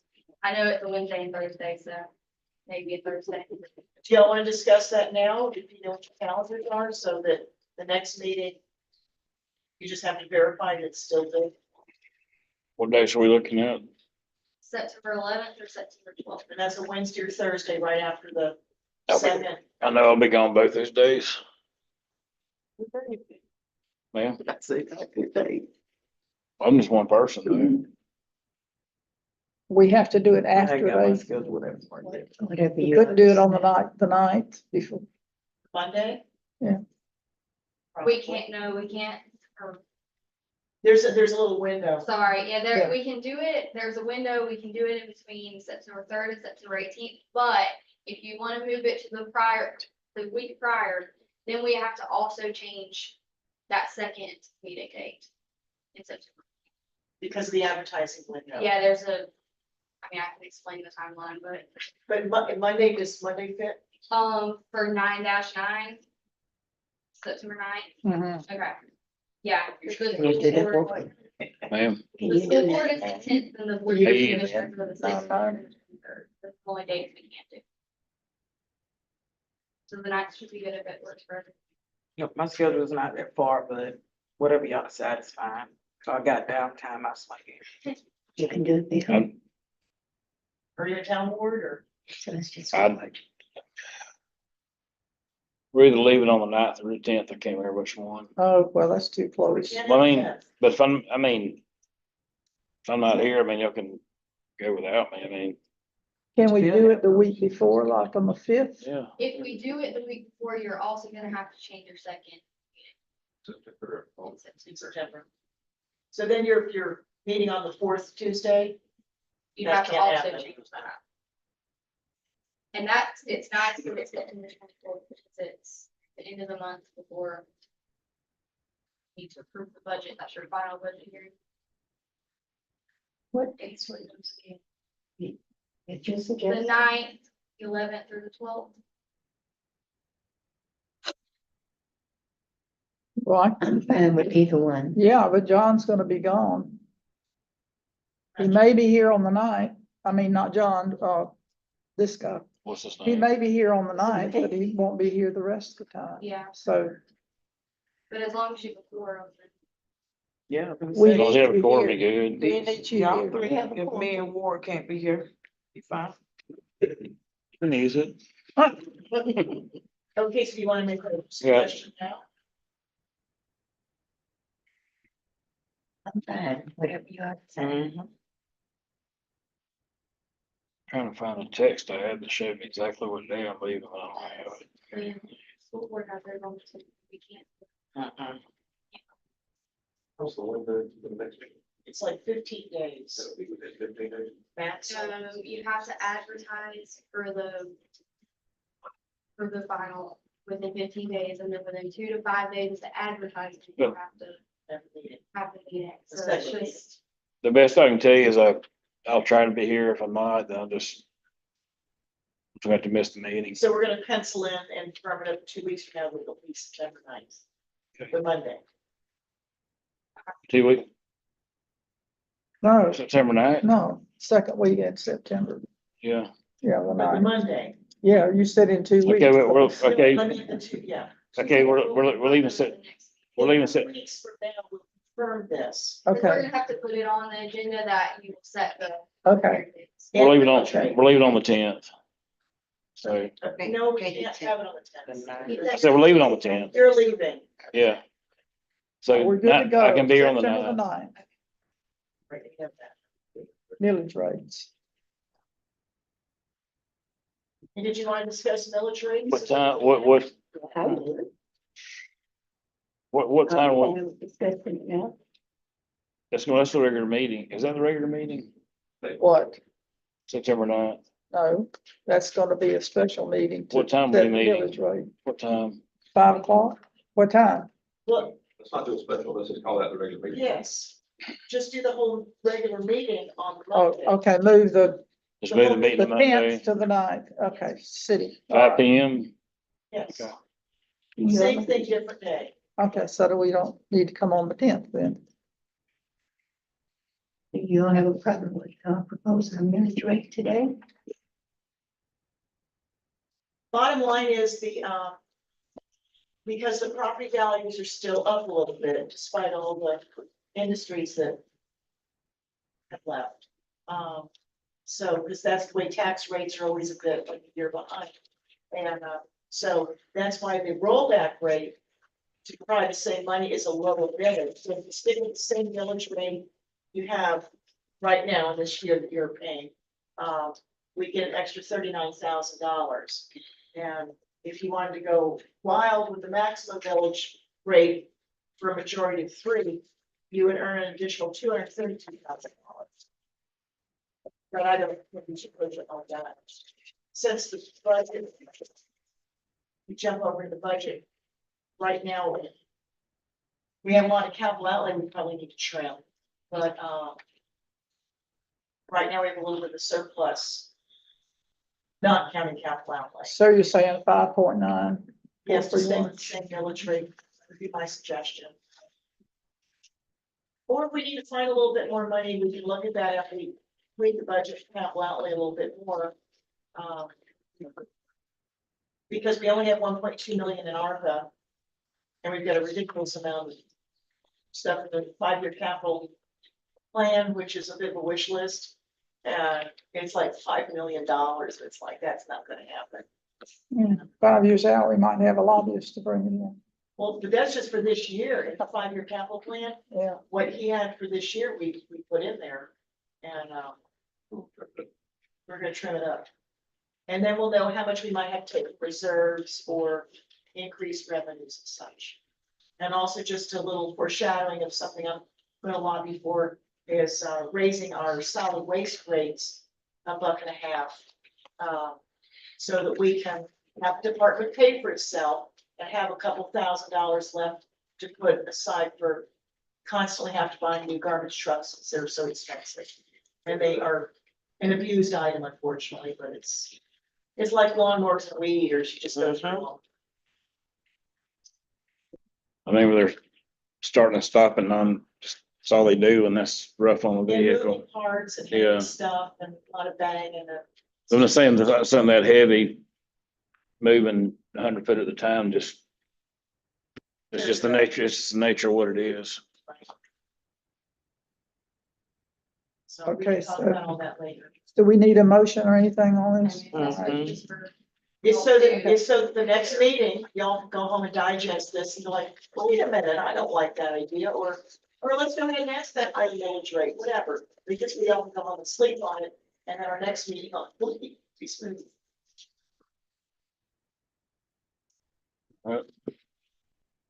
Next item on the agenda, if I have the correct agenda. Got my pickup here. Just changing the word tentative to proposed, Okay, that's all. But it's still the same. It's semantics, but it's legally they mean something. all right, agenda item 6H. Pursuant to the City of Perry Charter, section 5.02, city manager to officially present the proposed budget for the city of Perry for fiscal year 2024 and 25. Council to take any action they necessary. Wait, Did I skip something? Well, I read over it and speaking about budget a little bit, yeah. did we set a public hearing date for this millage rate thing? That was item 6H. You're looking at the Oh, wrong my. agenda as well. That's You're that's looking the at old wrong one. Agenda, yes, ma'am, it's the one that says the moved on top, it was way on your face.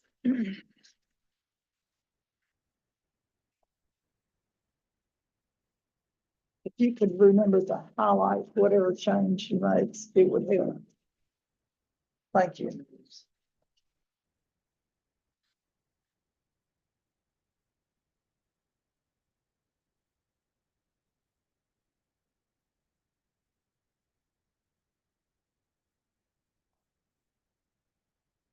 Counting 3% pay increases. Everybody? Yeah. How sure are we on these insurance increases? That's the number that we got, she seems pretty positive that that's gonna be what it is. What's the cost of living increase this year? Anybody know? My crystal ball, So I know that the health insurance rate should be pretty spot on, liability workers' compensability, but they said it should be about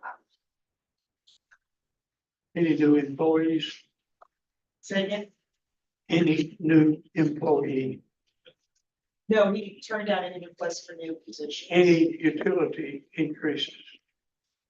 We looked at the trends of what we've been spending and realizing, like I discussed with her, my opinion, the way of looking at it is it's fossil fuel, and those things tend to go up. But then again, we've got a presidential election, God knows which way that's gonna slide. But regardless, even if you got one end that's gonna make oil prices cheaper, it's not gonna reflect a Joe average for about a year anyway. So, and this budget starts October 1, and the election isn't even until November, so, and they don't get sworn in until January, so we're gonna have half of our budget here, behind us before they can make executive orders or whatever, so we did inflate the gasoline prices and also utilities, and also communications, because with all of these changes with our newer computer system, and eventually all these work orders and all are gonna be in the trucks and cars. There's gonna be increased cell coverages and stuff like that. So those three topics are gonna be, higher monthly. I'm really talking about revenue side. Revenues, Was water been increased, water what? increase? Can't remember what we did with that. So when we initially did this one, we just kind of did a trend, but I was actually given some more information today from John about the asset management plan that was approved last year. And so I'm gonna have a little bit better numbers for the water and wastewater for slight increases. We'll break down what it would be like per customer. She's meeting with them. I'm having trouble getting the answer to this. This one, there's not. Is the water fund rates increased? I'm gonna ask for an increase in water, solid waste. Has the gas rates increased? Not only that. Has the solid waste increased That's what for. We're asking for about 50.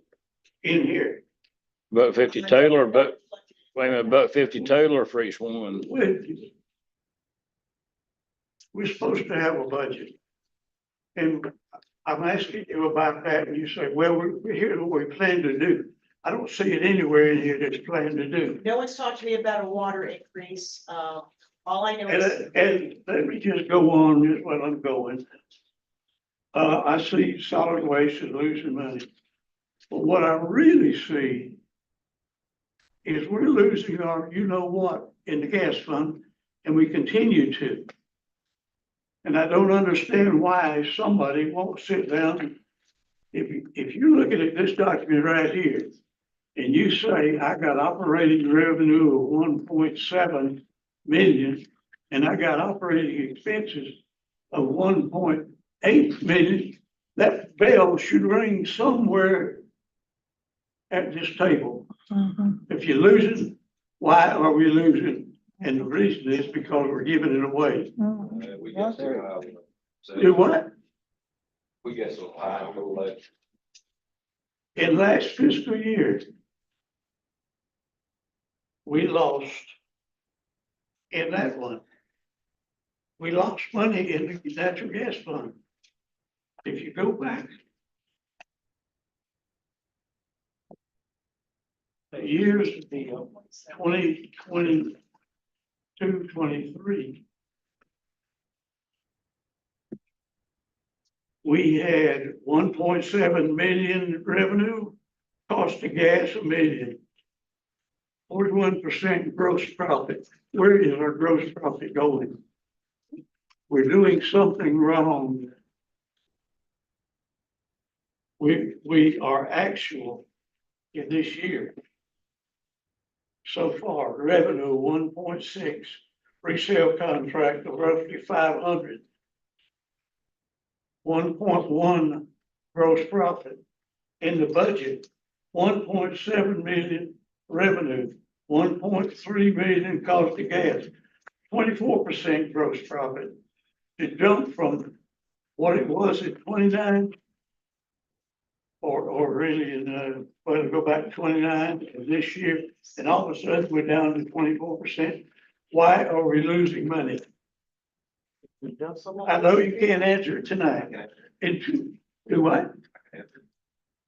We guess low on revenue and get us a little high on resale costs. Your resale costs went up 200 grand and your revenue went down. It looks like to me, I did it on purpose. you did it on purpose. Why? I think once I have that extra money to spend, It looks like the numbers were reversed. I'll say first, we estimated high on one, that's like a little low on the Well, other. that's not what a budget does, not here anyway for me. We got, this thing says, where's the sales tax, this sales tax in here? That's paid directly out of gas revenue, so that's included in there. No, I'm talking about the. You got. Where you got in the budget, you say excluding the sales tax. I don't know how many times, but more than once. Now, my question is, where is it? I'm The on the expense I'm on the third page of gas. of the general fund. Oh, that's it. Right, exactly. Where at? Should go. Pleading, right-hand column, proposed budget. Last thing written down there is minus this sales tax. Where is that sales tax? I'm trying to, you're in revenues. Yeah. No, that's not sales tax, because you got discretionary tax, and that's budget. I understand what it is. Yeah, and it's budgeted the 793,000, Where? right under property tax. I've got 800,000 What? budgeted, Why? discretionary tax. Count 312, yeah, six. That's the one that the county shares with us. Used to. Well, yeah, we get it from the state, but yeah, that used to be the one that went to the hospital. Right, That was just. and we don't have. the- Why does it say minus? Minus. It doesn't, it's because then it just out of the general total, because that's usually a paper capital outlay. And we haven't decided yet what funds that's gonna go to, but the money deposits directly into the general fund. We don't have to keep it in the general fund, we can use it to pay. It's in our 5280, okay, that's fine.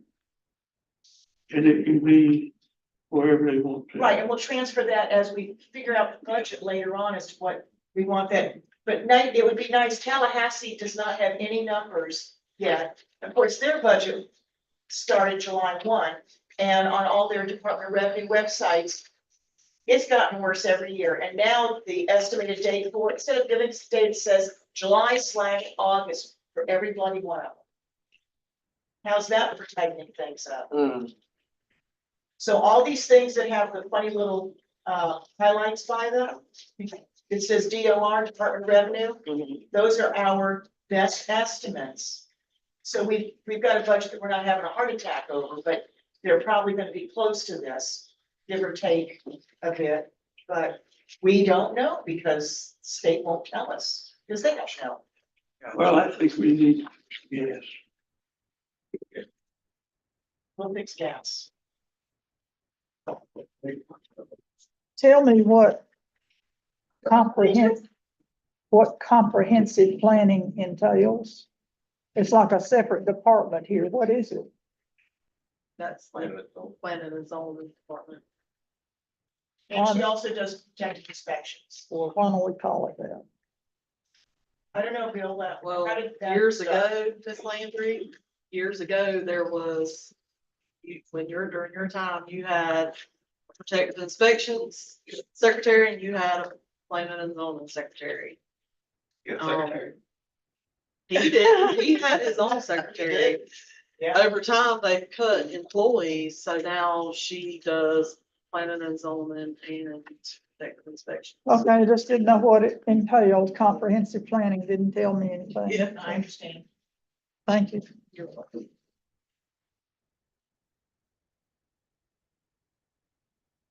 Next question. I'm always on top of. You said, I forget how many months ago, that we had a total of $750. $50,000. Yes, ma'am. We had 2.8 million and we've now been spending. You said we had $750,000 to spend. It wasn't encumbered. We're still spending it as we speak. And we have until when? The end of 26. 1 1.2, and we need to also come up with the numbers that are on purchase orders right now, what we're gonna spend, because we still have 2.5 months left in this fiscal. When did we get this offer? What year? 2021? 2020, 21, I think. 21. The end of 21. What year did you start? 23. Might have been 22. It was either the ending of 21 or the beginning of 220. Yeah, it came in 22. two disbursements. Yeah, And they actually came in the same fiscal year. And this year they have the bank 100%.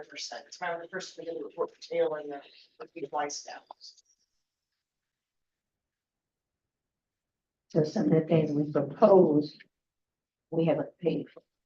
Right, there's still some out there. So for the budget, we'll have an updated accrual on that. The problem is, some of that is because of the audit being so late. We're trying to make sure all of our numbers match with the auditor before we move funds. So now that we've got this, we've got a precursor budget to look at. We will start fine tuning a few more things. So that's what happens. So bring up the things we need fine tuning and we'll get you but it's probably gonna be about $700,000 left to spend. After you're done with it.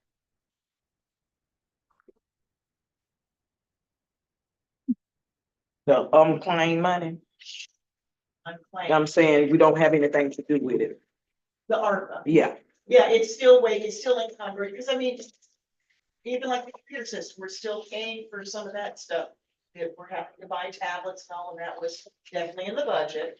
And we're just camera systems for the police department. I mean, there's just things that keep happening that are approved and prices are changing. Miss Peter, when you get a chance, can you send, I don't know about them, but I would love to see an itemized of what we spent the ARPA money on. Absolutely, we Thank can do a printout of the detail on all the vendors. Thank you. Yes. Any more questions for now? Okay, agenda item 6I. Council to discuss draft ordinance for placing cameras in the school zones for speed monitoring and take any actions deemed necessary. Yeah, you were talking about that one. He said we called it. All right. Yeah, that's right. All right, agenda item 6J, approval of minutes for June 25th, 2024 regular session. Do I have a motion? I'll have a correction, but I found it here. On 6B, there's an I missing out of the world council. So I would like to have y'all's permission to put that in. Put it in. So move. I can't make a motion here, I'm sorry. Go ahead. Second.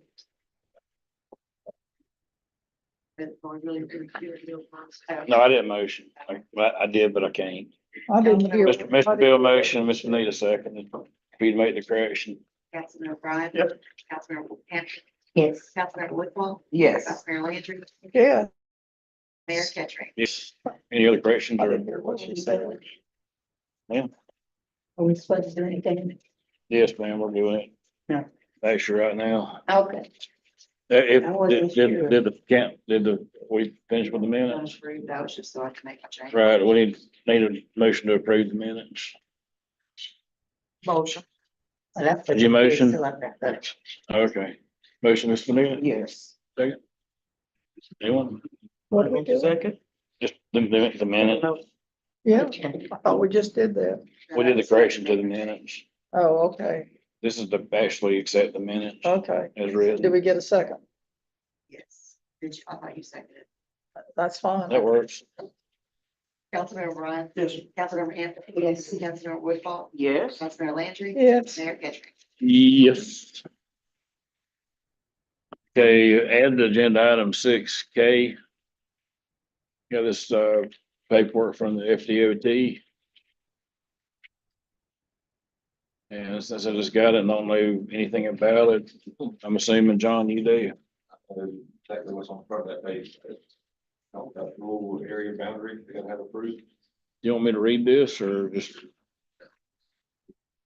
Or can everybody read it for themselves? Man, I think good. okay.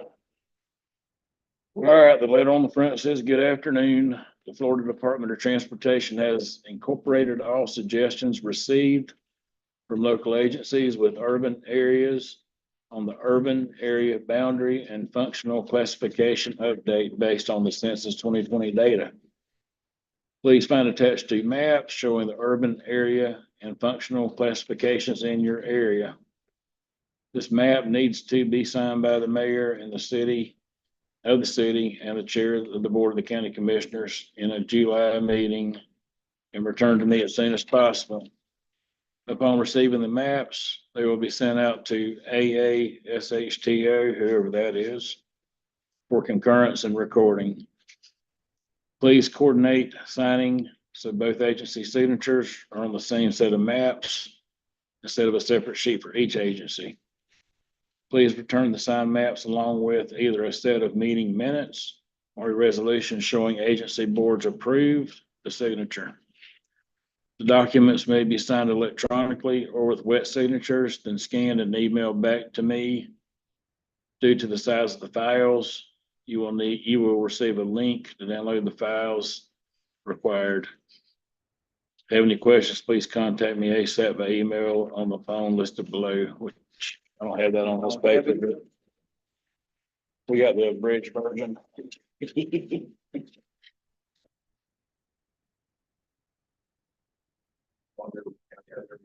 Twenty-third, same day we did, if I could get it on this one, it's been aggravating trying to get the signatures on like these.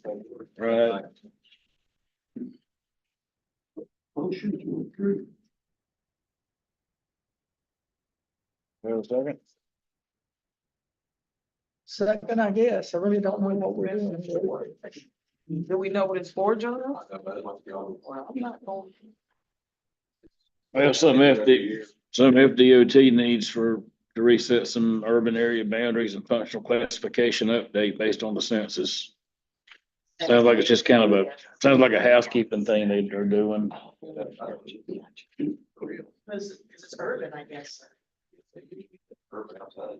You know, one time we did question, like, 'cause the University of Florida is the one that comes up with these census. So for the fun of it, one time Bob and I called them up, says, we don't agree with that. Well, they said, you know, unless you have some concrete information, it's the same, that's what we say. So it's like, all righty then. Is that Spring Lake Heights? Is that what that is out there? Outside the boundaries? That's west of Golf Course Road. I don't 98. That there, but Explain it. that's west of Golf Course Road, that there. Yeah, she's out scouting. Oh, west of the Gulf. What is that? Is that back behind, Deals? Yes, ma'am. Okay, yeah, there are a lot of houses back in there.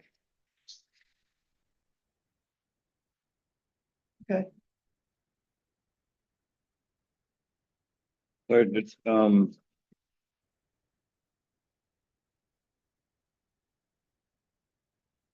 has the county signed theirs yet, or? You know, She didn't get her on the meeting last, I think last year, give it to me, so I get them signed, she didn't do it. Their meeting's on the 23rd, but then bring it up the same day as ours. I got you. All right, so we had to put it on this. Yeah. So we can go ahead and sign it and then take it over and get it signed and all that. Okay.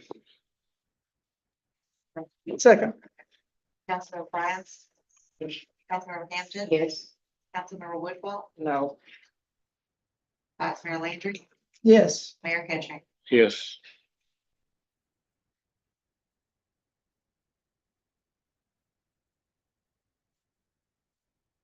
Okay.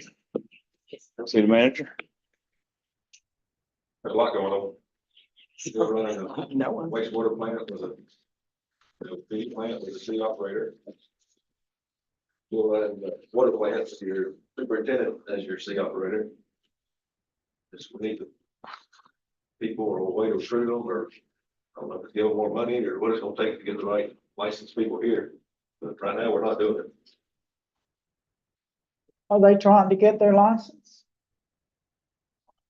Takes a So, long time. You had to have like thousands of hours to even sit for the test. 2,000 hours per. For the drinking water side, it's 1 year's experience at 2,080 hours for a class C. Class B wastewater. Double that, I think. I think a class B wastewater is 3 years. And I think it's the same actually for a B drinking water, but we don't need to be drinking. And these things are very short supply, so they can get their education and go elsewhere and make money. The guy who resigned, what was he? See. In the wastewater, Uh-huh. see, Did we find out why he left, why he resigned? I don't want to say. No, we don't. Oh, you know, isn't it? I was just wondering if we can get him back, that's all. We'll just, guess we'll just keep working on that. About all you can do, really. City attorney? Is open? John, Oh, sorry. shouldn't we let him know if he's got to offer a little bit more money to get someone? He can do it. Because If those he guys needs are to- hard to if he find. needs to increase the rate of pay, That's something we have. got to have is someone. money the problem or is qualification the problem? Or is it both? So, $20 problem. You have a limited Do it. pool of people who hold the licenses to pull from in this area. yeah, Attracting them to this area is gonna require money to do so. Do we have to authorize you spend more money on someone? Go to the budget. I'll bring something back since we're in budget season. Where does that stop though?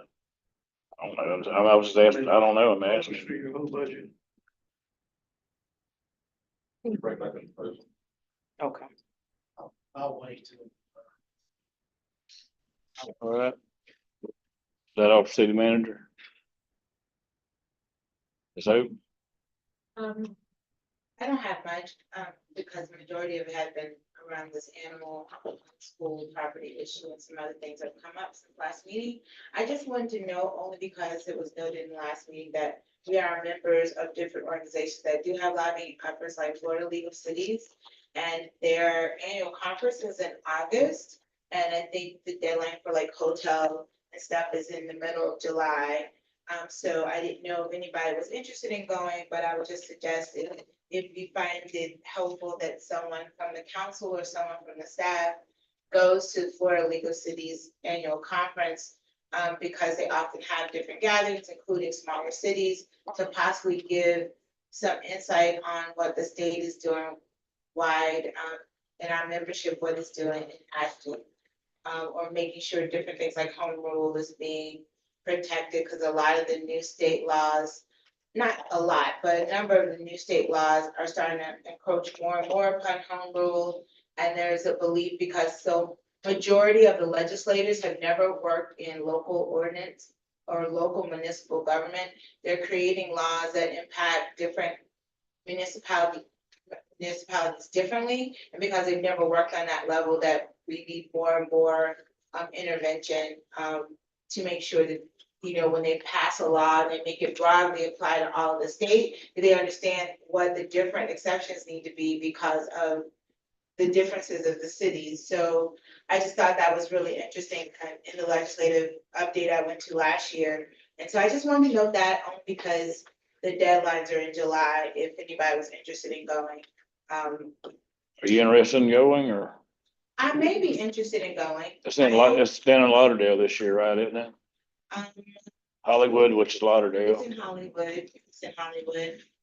That, I am going to be going to the Florida Municipal Attorneys Association Conference for the first time this year in July, for all the city attorneys for the state. So I'm looking forward to that.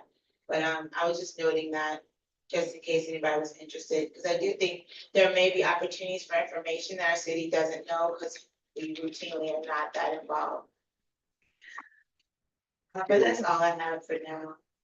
I attended once. It was very informative. But because of my health, I'm not able to do all of that walking, and they have so much for you to do. And you pick and choose what you want to attend. I think someone on council should, along with our attorney.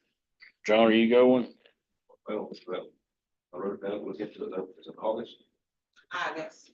Just about And it. I do know that it's like 4 days, and some of it, like the first day is like for mayors and stuff. But I think the Friday and the Saturday sessions, even if you would have the time, the workshops, I think will probably be more towards something we'd be interested in, because the first 2 days, a lot of stuff dealing with mayoral this and all that. Not that it's not also helpful, but save time and money, maybe can go into at least the last 2 days of the conference. I've been several times when Richard was on the council, and it is a great, a great conference. And when I get my hip fixed, I may want to go, but I can't go this year. Is it, I know, like, any idea how much the cost is for it? I could find out, I mean, I What's think the registration fee is probably, I don't know if you can sort of parcel it if you don't attend the whole thing. Maybe like $400 and then hotel or something like that. Hotel I looked at that it's had being held at, the cheapest room was $500 a night, but they may have a discounted rate for this I'm conference. sure you get a discounted rate, No, but you want to get on it before it gets sold out at discounted rate. cause they only have so many. Well, they got this 2-bedroom penthouse looking thing for $1,500 a night. No penthouse.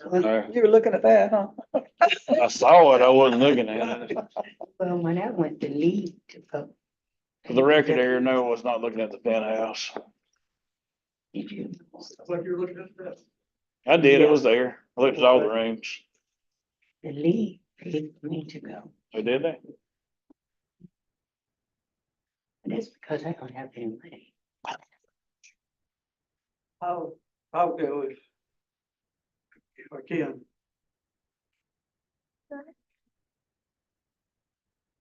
You want to go, Bill, this year? Yeah, I've never been to one of them, so I don't know what they're They're like. great. They're great. You can. They have- you should definitely go. They have trade shows that if our department heads could go, the trade shows are really good. I know a lot of the county commissioners go to their conference, don't they? Okay, the city registration fee is $600. Per person, I'm assuming. Yeah, I guess so. It covers name, badge, admissions. Yes, I guess it is per person, just states, but I can check into that. For government entities and guests, $175, corporate entities, $700. Okay, that's what I saw. I got, and I'm sure the rooms are probably a couple $100 a night. They probably got them deeply discounted. Yeah, But that's it's go gonna to cost the a couple convention. $1,000s, but I mean, that's typical conference, but you get good round tables and it's a nice place to meet some It's worth it. peers. Networking. Is it in the budget for this sort of We thing? did or- budget this year for some travel.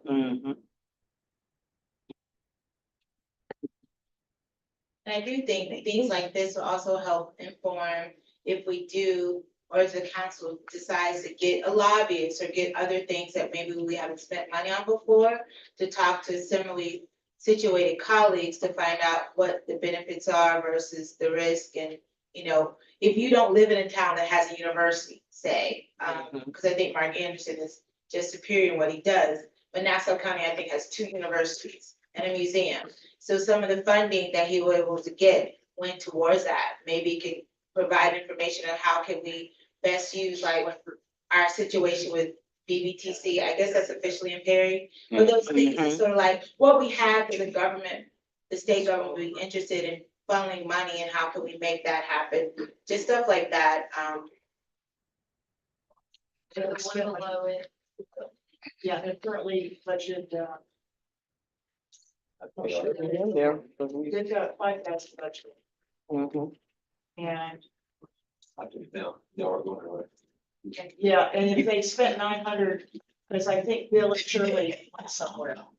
Or Shirley did. Oh, it's a trip, Mom. 1,200, 0, I would give y'all 5,000 again.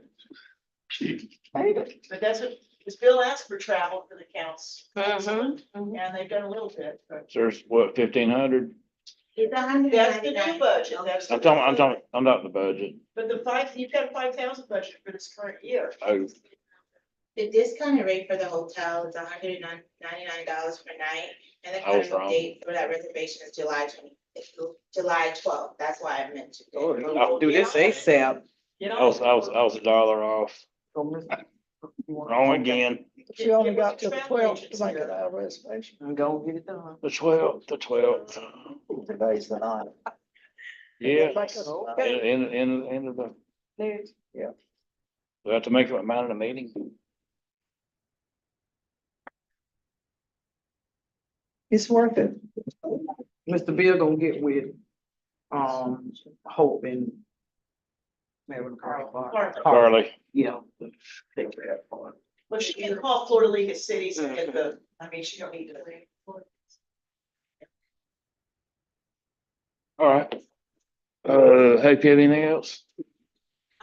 No, but I just want to reiterate that, if anyone needs to speak to me, I think there's only been a few members who've taken me up on the offer to do sessions up to an hour with you regarding something going on with the council or something you're interested, feel free to do that. Or even the idea of texting me or a question. I know sometimes that's probably the easiest, like there's something going on, it's like, hey, could you look into this? Especially if it's something that you feel could impact the city, feel free to do that. Very good. Thank you. Schedule a phone conference with you. Yes, ma'am. Who wants to do that? I'm not sure who to call on. Well, we can- Carly? As soon as the meeting was over, the very next day, after we finally got the audit, not months, here it seems. We filed all the different places that it has to go and closed out all the year-end stuff finally.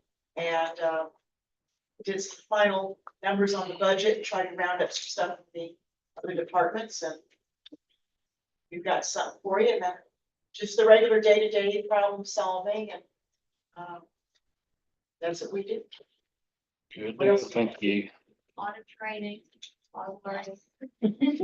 Trying to wrap my head around everything. And that'll keep going until the day you retire.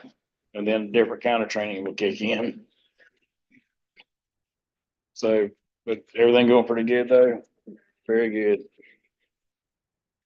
Lynn, you got anything for the police department? Bill, y'all got anything? Jamie ain't here, so. I'm very sorry for the noise pollution. That was me 40 years ago. Well, we discussed that earlier with some of the exhaust and everything, and I apologize that our patrol guys were a little wrapped up with a little gas thing earlier, but, state of the department is getting better. New faces on the streets. Proud to announce they all passed their certification on their first try. Awesome. Hey. Very good. Pretty much good for the Perry PD and really the city areas. We swept the awards in the academy. No other recruit in the academy received an award except for recruits from the Perry Police Department. So I was especially proud being chief went over there, watched both groups graduate.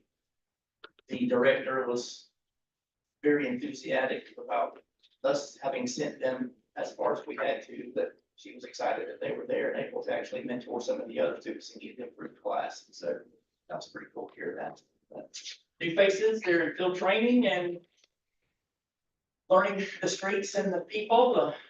You know, unfortunately, for 3 or 4 months, pretty much they have to ride with somebody, but we just want to make sure that they're receiving the training that they need so that whenever they do get out there in solo capacity in their car, that they're able to handle business and do what we need them to do. Hopefully not violate anybody's civil or constitutional rights and conduct business as we like to do. Or for it to be. How are things over at the splash pad? It's getting better. We've been monitoring it quite a bit. We have given and issued several trespass warnings. People are not coming back. We have a few folks that have decided they wanted to frequent again, and they have been arrested, housed in a different location for a couple of days. It's getting a little bit better too. Garrett's helping with that as well, and we've been on top of that. You may hear, we discussed, when I told John, CID, Criminal Investigation Division, has been doing an undercover operation the last couple of weeks. We seized about 19 illegal gambling machines out of 5 convenience stores here in town. Again, good. One repeat customer, I will not name a name at this point, but this is the second time that the store's been, or machines have been seized from that store in a year, a little over a year, I guess, is right after I came back. But they will be cited and they have been charged accordingly. Unfortunately, it's a misdemeanor, so it's probably gonna be don't do it again for 6 months, but we'll handle it when it comes back. For 6 months. We found that along with those illegal gambling machines, there was some other crimes of opportunity and things happening, so we need to get rid of those. Good. Things were quiet on the 4th of July, no. Things Over were good. over that. If I may, forgive me, I didn't get a phone call and I wasn't in town, so that was also. Oh, okay. You get a pass. Right. What? We'll see if there was no like. Yeah, that's like it is. It's always a good thing. Yeah. Oh, It is. Mr. Gray, could you have Bruce check on the store 98? What is it called? Kitchen corner kitchen? Whatever it is there, I think it has to do with the gasoline, So. the noise ordinance. Yes, we did look into that. The company is actually doing that. They're mitigating some fuel issues. And they actually have done some things to try to help the homeowners next door. They've insulated that. They actually, if I may, they went back and done some testing. And whenever they've done their testing with their decibel meter, the traffic on Highway 98 is actually greater now than the noise coming from the trailer because of the things that they had done. Bruce got with the homeowners next door and explained that to them. That was the last I heard. I need to look into it again. I certainly will in the morning, but that was what I was told yesterday. She contacted me a couple of days ago and said it's just, I'm having him reach back out to tomorrow then. thank you so much. That's it. Thank you. Thank you. Anybody here gonna speak at the fire department or? Sure. Okay. Things are going pretty well. Day-to-day operations are going pretty smooth. We've been doing, hydrants with the city, in conjunction with the water department flushing, as we do annually. We've roughly got through. What do you seeing when you break them open? You seen any discoloration or? So most of the time, you're gonna get about 5 seconds of ugly water right off the first, and that's not uncommon because you're breaking everything loose right there at the hydrant. But they, for the most part, been flushing out, becoming pretty clear and running smooth. Everybody that's been testing them, been jotting down. We have a procedure. If it's still dirty, we don't just shut it down. If it's still running ugly water, we want to try to continue to flush until it's pure and clear looking. As far as the flushing goes, that's what we've been at. We've got 3/4 of them done as of this week. We're started today. The last quarter of the hydrants in the city, we're going to be doing we'll flush them as usual, and then we have a flow test that requires 2 hydrants. That's something that we're kind of going to start now to help, hopefully in the future, help with our ISO rating to drop it, just to have documentation. Yearly documentation, and we'll do 1/4 of them each year until we drop them. What about the hydrants that were not working that were reported so many months ago? Yes, ma'am. So the ones that are inoperable completely, and we gauge that by operating as an individual. We've had to put breaker bars, cheater bars, pipe wrenches, all kinds of extra stuff. If we can't operate it, then we'll mark it as inoperable, and we're putting a bag on it. It's an orange, as you ride through town, you'll see a few every now and then. We have an orange bag that we're putting on them, and that'll help identify them to the city, to the Public Works to Water Department and then to the residents also, it'll kind of stick out. And that's, I think, a good thing. That kind of gets everybody, gets it back to the front. It's the squeaky wheel without doing anything, put a yellow or orange bag on it. And that keeps us from even attempting to try to use them until they're able to be repaired. Okay. But we do document, we write a list every year. We'll have a full list of everything that's wrong that we find at a hydrant. And we'll have that typed up and ready to go, when we finish each year's flushing. So then we can start working on Right. replacing or whatever. And they've been doing a lot, they've done a lot more in the last 5 years, 3 to 5 years, than they've done first bunch of years. We'll just leave it at that. It's, Okay. there is improvements. Sometimes I've asked, the flow rate and a lot of them have been getting better. But ultimately it's still gonna come down to manpower. I mean, there may be new hydrants at the warehouse or at the, to use, but if we don't have manpower and if they're all used up and busy, it's just a timing thing, but things are seem to be getting better from our standpoint, so, Thank you for that good report. yes, ma'am. Thank you. Danielle? Street sanitation. All I've got is they're still paving the streets. Most of them are paved. They were milling Springfield and Cherry today. So they should be paved next. And then I think all we have left is LaCour, Judson, Glen Ridge, Crest. How much of Judson is being paid? Because according to the constituents, they read somewhere we're gonna like 1,700 feet gonna get paid. We changed it to the whole street. I thought it was, Yeah. okay.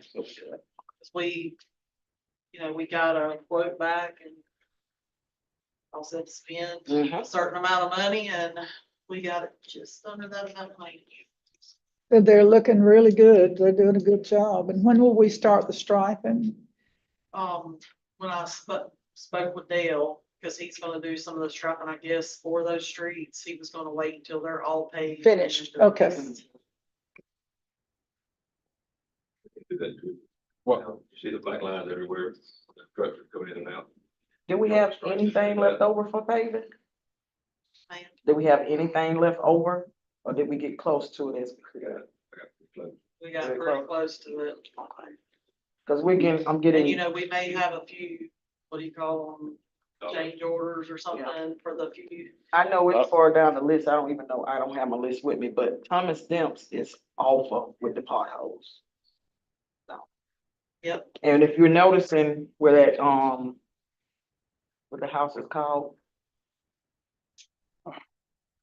The sewage house that we have. Yeah, on the that's side. right there. Yeah, the lift station, Yeah, it's that right. ground is getting very soft and it's dipping. Yeah, I noticed that yesterday, Uh-huh. actually, when I drove through, I noticed that right there on the corner. Yes. We're on the subject. I go ahead and bring up what we talked about earlier.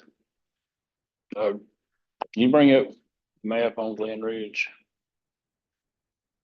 Well, Glen Ridge actually ain't getting paved. Dogwood is. Well, I was gonna ask about, I think I've probably said it 50 times over the past 6 years.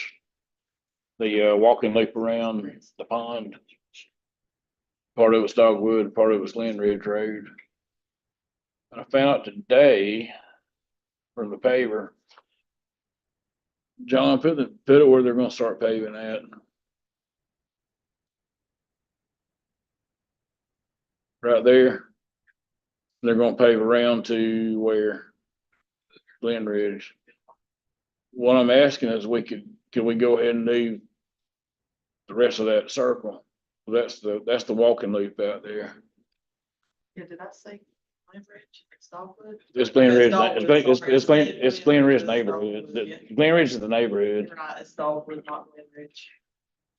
Or we can just go ahead, since they're out there already doing it, bring it all the way down and bring it all the way to, that's that, from Miller Drive down to Plantation. And they mentioned doing that little piece there, Miller, or the Plantation, they mentioned that. It's only, block long or whatever.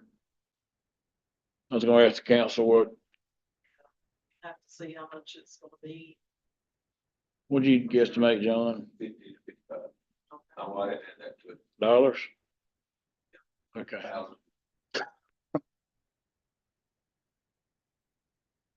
1,000. Is that, But that Miller is bad. It's got a lot of potholes we have to patch.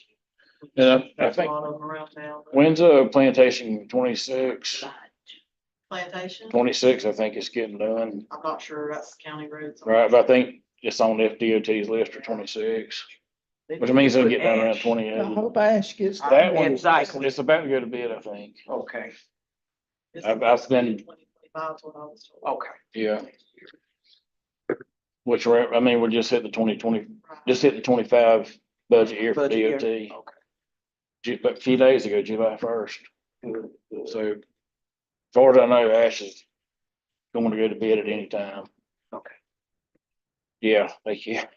You gotta get fast on that road, just get us, just to smooth out enough to stand it. But I was gonna ask if y'all, what y'all's thoughts on that were. And just FYI, I live on the other side of Plantation, so I don't live anywhere near it. Well, I kinda live near, but not that near it. It ain't my road. All about I'm money. not real sure about Glen Ridge. I'd have to ride the street again. I will say I would do the Miller, go on across just because I know that little section of Miller is bad. You're saying It's like one block. 60.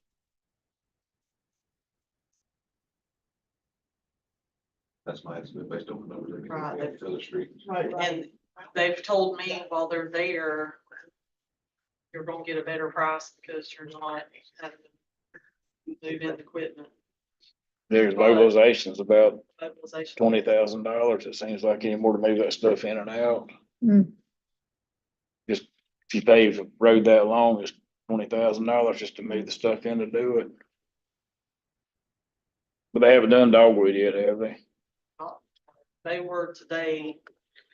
I haven't noticed them working since before the board till today. And they've already milled Springfields, and this afternoon at 3 o'clock, I seen them milling Cherry. Yeah, they were actually glad that they were at the airport actually, and they were glad to see it raining because it settled the dust down while they were milling. But how much is left in the paving fund, John? Or 600,000. After the bank spent million, but after the million is gone, it should be about 600 left. Hey, Second. We better be checking in on Thomas too now. No, Thomas. what we're talking about, And golf. what we're talking about here, And- talking about doing the Miller there and this down this way, right, to the plantation. Is that right?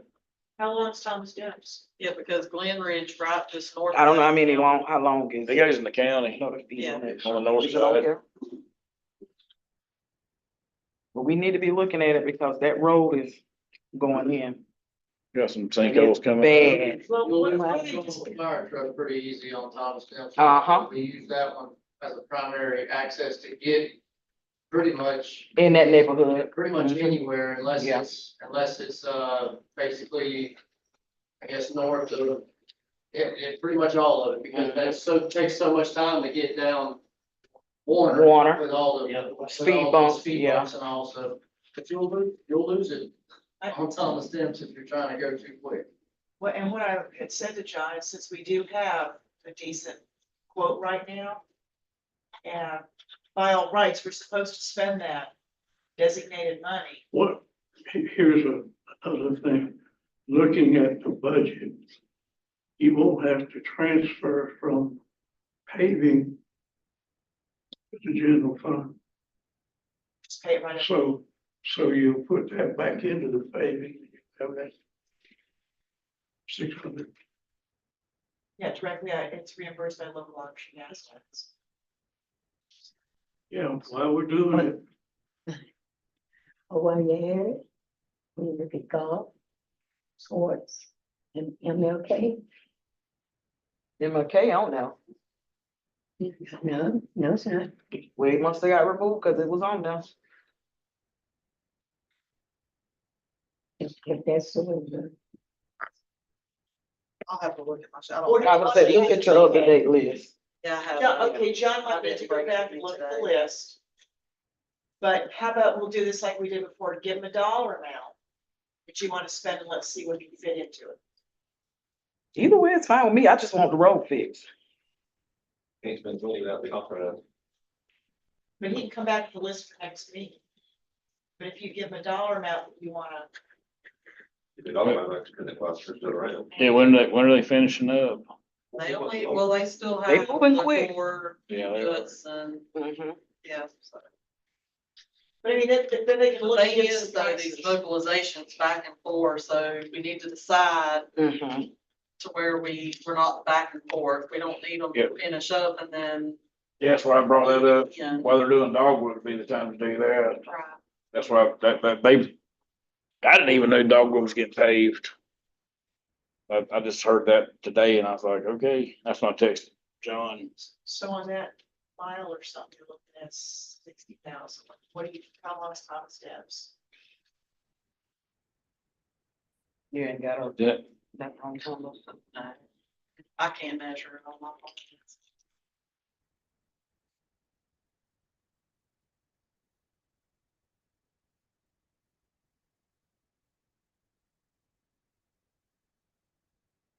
Don't give us a dollar amount. We'll go do all the streets because there's a lot of streets out there that need. paving.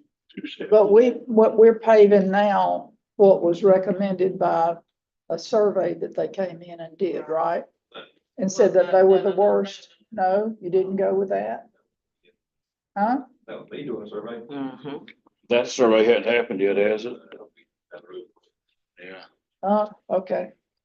But he prioritized it, you know, concur. I know John had, but I thought, We got like 5 or 6 more streets that just been thrown out this evening that have been on that list.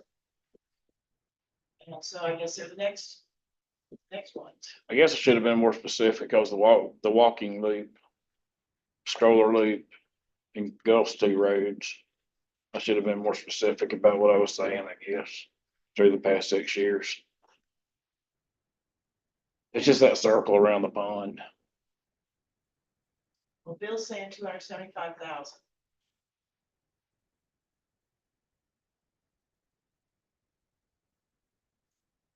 How long was Thomas Dance? About a mile? Or is it that long?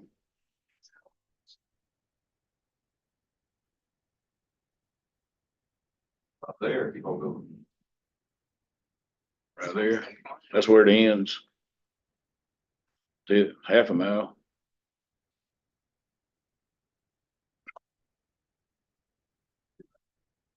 at 80 grand.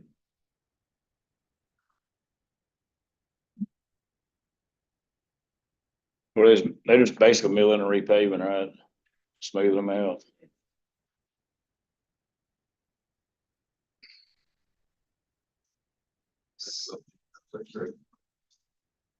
You say with no curbs on it, that's cheaper, isn't it? Being a set of course and go. There's Well, main road in and out of there. Sean, when does that lift station need to get replaced? Oh.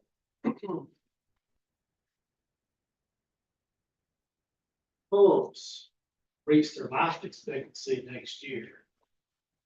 John's grant, we're gonna try to limp along until we get that, that's one of the first phases.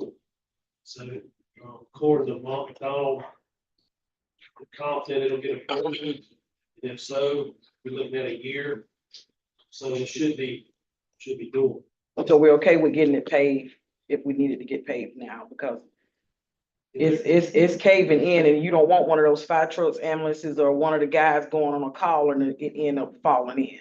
Because the more rain we get, the softer it's getting there. Where exactly you talking about? Right there where the lift station is at, where the stop sign is at. Yes, Swift Street. On Thomas Stamps, right, the lift station here, the road where the stop sign's at, it has been patched so much. And I'm thinking when they're patching it, they're not. It's an eastbound lane. Look at it, yes.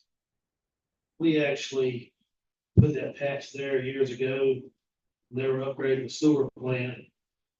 The city got a quote for, it was like $60,000. And we did it in-house. For a quarter of that.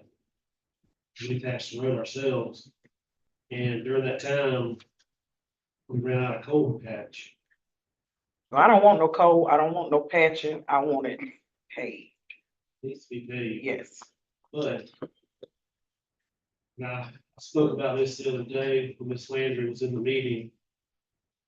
Before we go crazy paving, we need to kind of monitor what's under the road. Sewer mains, water lines, because you pave a road, it's got dilapidated water lines and sewer lines. So let's say that cave in that you're talking about, let's say it's caused by leaking sewer main. That would have to be fixed before you pave it. So, just keep that in mind.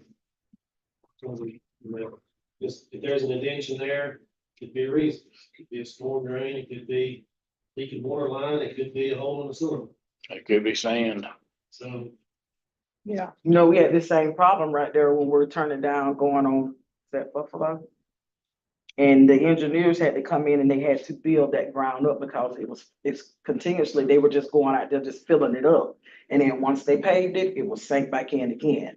So I'm all for you doing your homework and need to know what's to read about before it happening. I'm just trying to get ahead of something before it actually happens. I'll look at it. I went by there, something about 2 weeks ago. Because, I don't know if you've noticed, there's no smell there anymore. No, the smell's not there at all. Because we installed an apparatus on it to stop the smell. Mhm. I don't recall. I said, I'll have to look at it, I'll get you a show.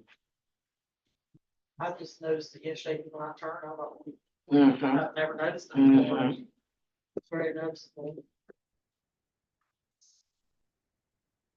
Is that where the water settles? Yes, it is. Mhm. Yeah, once it comes out of that retention pond, it settles right there in that area.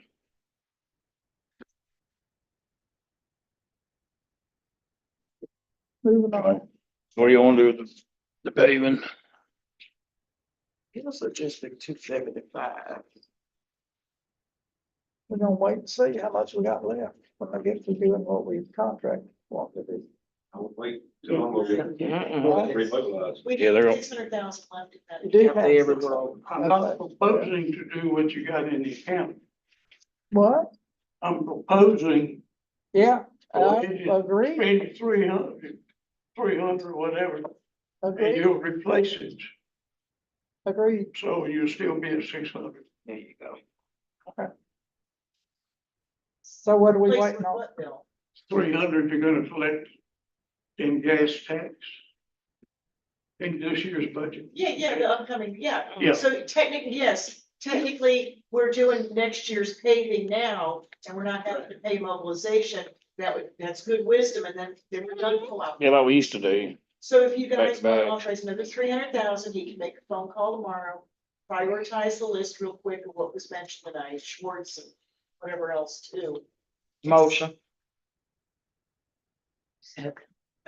Motion. Bill had made a motion earlier. I think. A second. But Okay. he didn't make a motion, he just said a number. Mm-hmm. So we're at 275 or 300? 300. 300.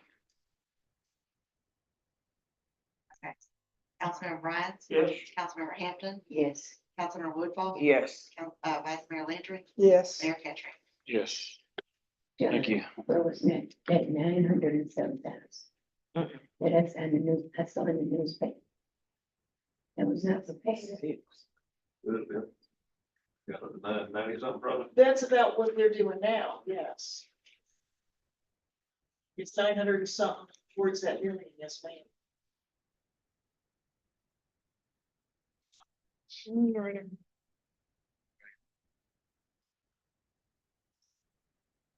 You're up. Water Department. Nothing I'd like to report. oh, The water filter project is moving along. The chlorine, Evoqua is coming tomorrow to do the final chlorine setup. So hopefully, fingers crossed, we'll have the filters running by this weekend. I'm not gonna say guaranteed until we see it. But aside from that, you heard Ben's report on the flushing. We're not seeing a lot of color on the hydrants other than initial startup. Even when I go and do my own flushing, I'm not seeing it either. So we've had a couple incidents where some boring crew hit some water lines, but other than that, normal daily operation. How's the project on Buffalo? We will be resuming billing on them. Everything is looking good there. I've had no complaints since we made the change. And the chlorine residual, just as a monitoring method at the flushing station, is nice and pretty. Very good. Sean?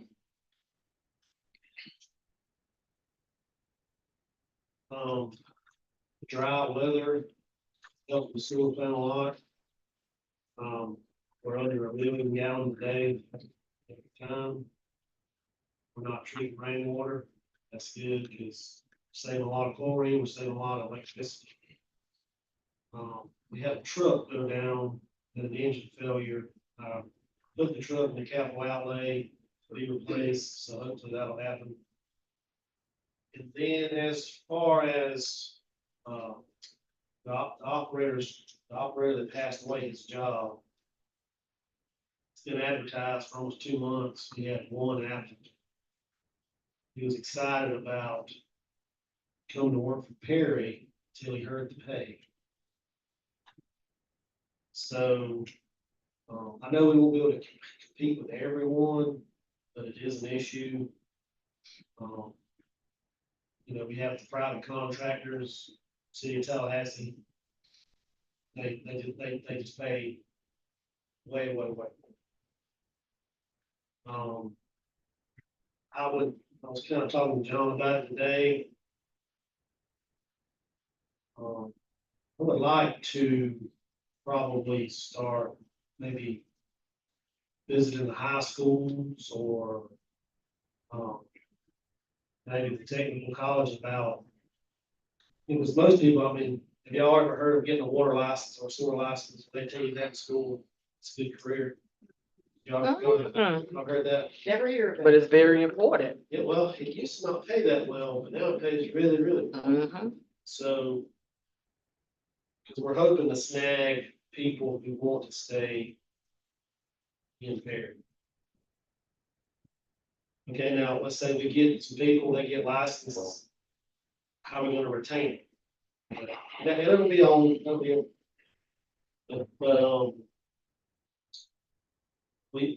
we've, some guys have filled in. They're doing the work, the plant's running fine. So we're working on getting licensed people. Getting our people licensed. Even one of the colleges has any type of program like that?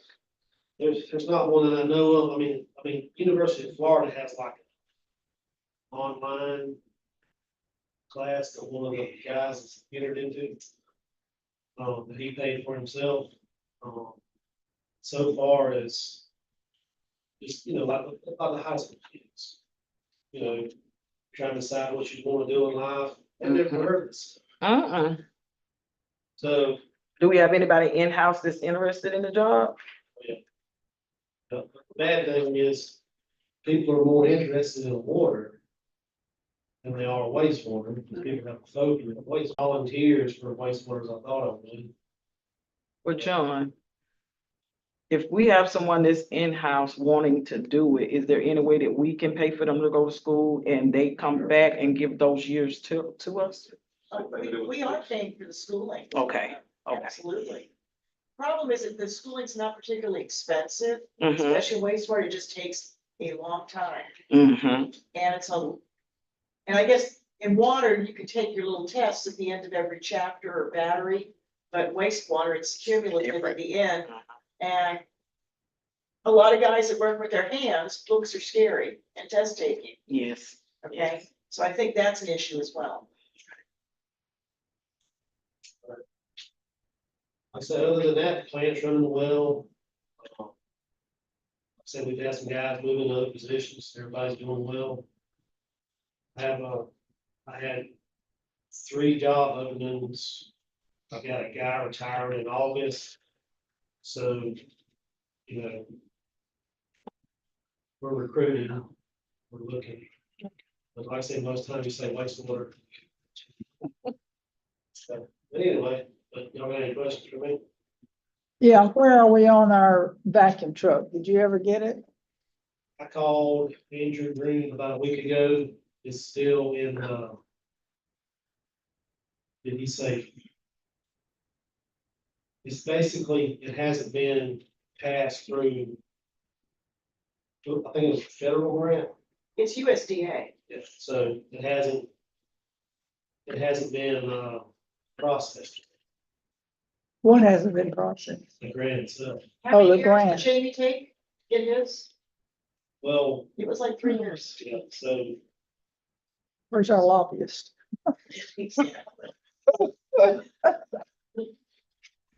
but I mean, I've asked, like, could we buy the truck and then get the money still? And it doesn't work that way. Hmm. And it's gone down from 55% financing Like 30. to 30%, Oh dear. 35. Oh my. Big deal. We started with 55 and then. You need it. Yep. Can you withdraw? Why? I wouldn't do that. I mean, because even if it's only 35%, it's still like $122,000. And it's frowned upon too. Exactly. Then you discredit yourself. And then, you know, like, things go up every year a lot. And, and what, I don't know how other cities around here have done it, but like, there's a city we don't like to mention, the neighbors that they had 3 or 4. They're half the size of Perry. I don't know how that happened, but John has done a lot with the grants, like the grant Mom McDonald was talking about. I'm really looking forward to that, with counting on it. I really didn't put a lot of money, I didn't really request any money for lift station repair this year. You know, maybe I should have, but I'm just pretty sure it'll go through. I'll save us a lot. So that's all John. Thank you, John. We like Do it. the legwork. Well, thank you, Sean. Is, doing. Yeah. She's Sounds like doing a you're- good job. So you got a team working together. That's a good thing. That is.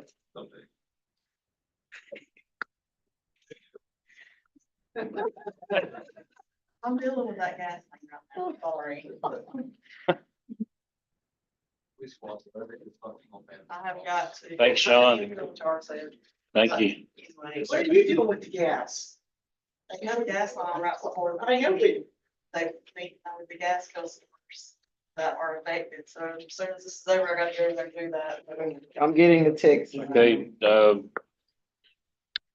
that's what Gary- you're at the read. Garrett took off, Garrett left, didn't he? If I'm not mistaken. Pretty good hit the water. All right, see, What was it? Wait. Buffalo. city council request. I'll leave you on a light note and kind of struggle, as bad as our city streets are, about needing repaving and all. I made the mistake about 2 weeks ago of taking my 7-year-old and my 4-year-old in the little Samurai out there down Stevens. And now they think it's Disneyland. I used to love that straight.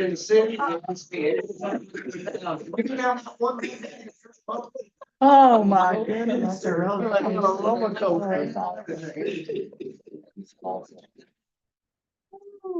Miss Shirley, you got anything you want to bring up? Only one thing, if you all could some way somehow inform the public of the splash pads. And it's kind of, well, I'm still getting all the questions. Yeah. No, it's not opening. It's not. No, no. It's been, I think, on Facebook. It's $17,000 just for the parts. We can't talk Well, you- parts, right? We've got the parts fine. Oh, you found them? Okay. I think that's just for one splash pad. This, yeah, for this rose head. I'm saying, I believe it was for Jerkins, if I'm not Yeah. mistaken. the rate drop. No, it's for this one because it's the pine cones and we made all the stuff over at Jerkins, so you're not gonna find it custom elsewhere. This is for Rosehead for a fact. Okay. My request is that we won't have a splash pad. Put it on the community page. Say not this year. No splashing in the water. I'm just being facetious. But you did that already, right, Randy? I think it was So, there's so much. Just wouldn't take long to do this. Well, So I can if it share is, it. it'll be put on there again. Yes.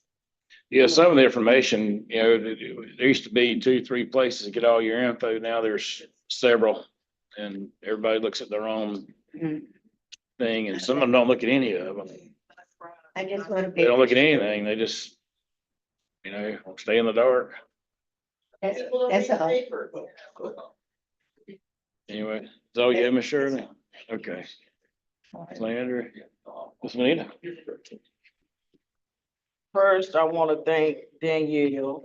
The constituents told me to tell you they really appreciate it. Thank you, because when they call, you come and meet. Yes, so I want to thank you for that.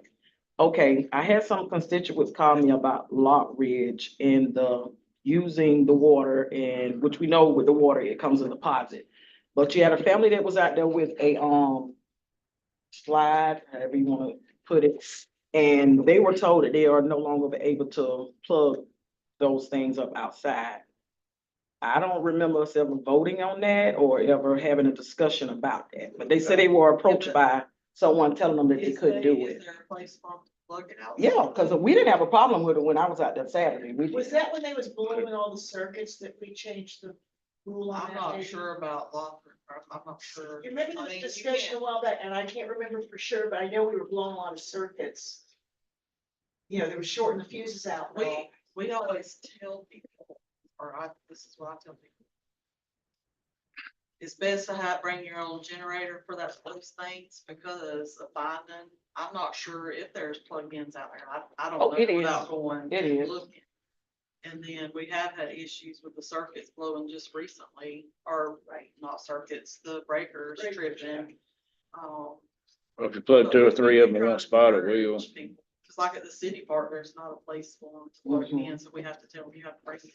And a lot of those people that rent those, they bring the generator, not all, but. Yeah, they but bring this the generator. certain gentleman said that he's never had a problem with it.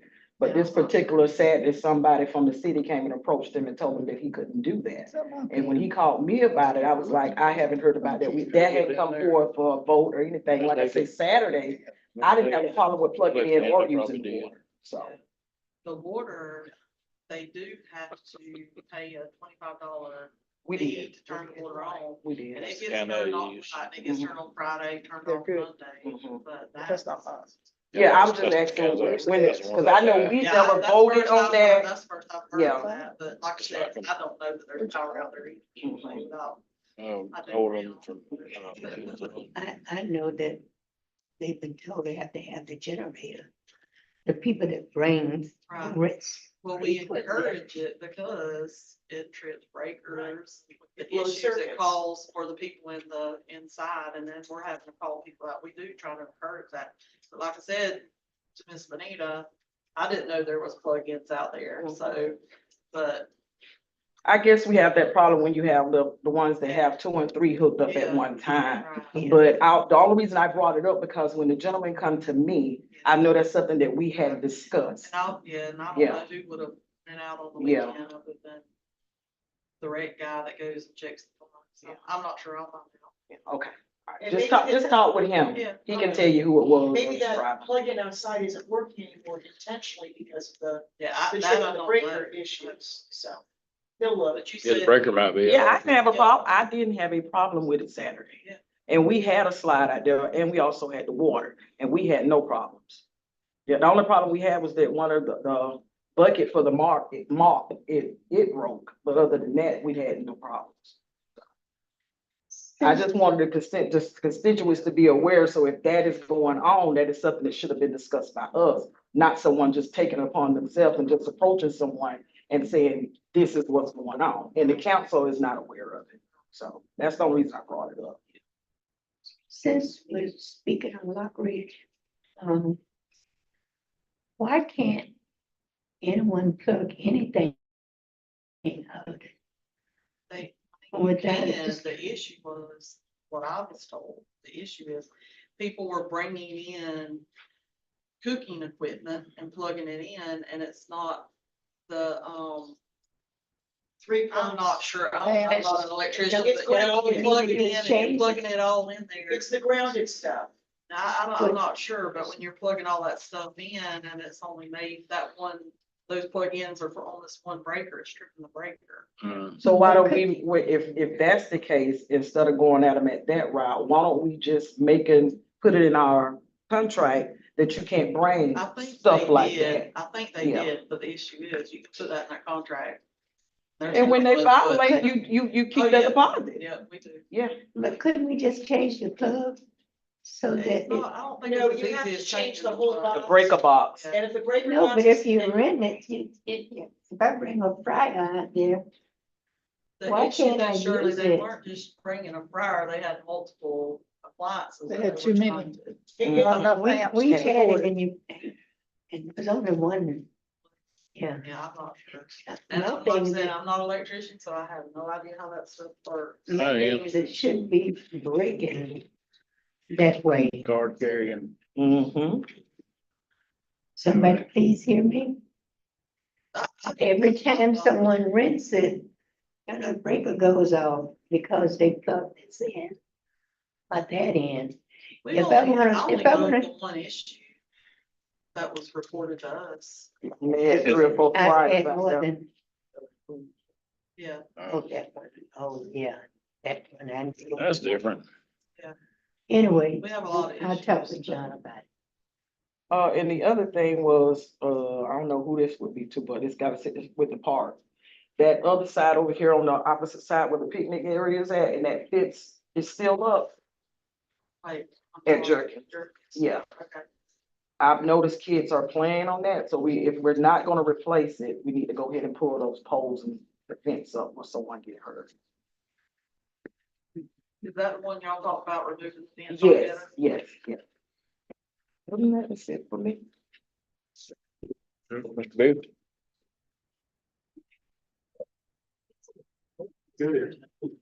Well, I'm gonna call a 2-week recess. Oh, about to fall down. Workshop next Tuesday. Sound right. Yes. Basement workshop 1:30 next Tuesday. Next Tuesday. We got a workshop next Tuesday? Yes, yes. It's the Where one was that? for, no.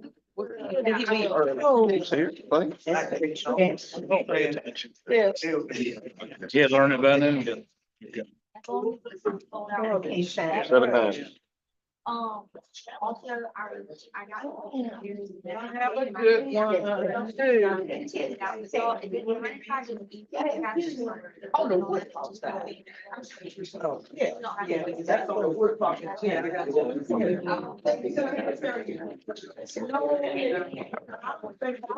You know what? It's a Monday.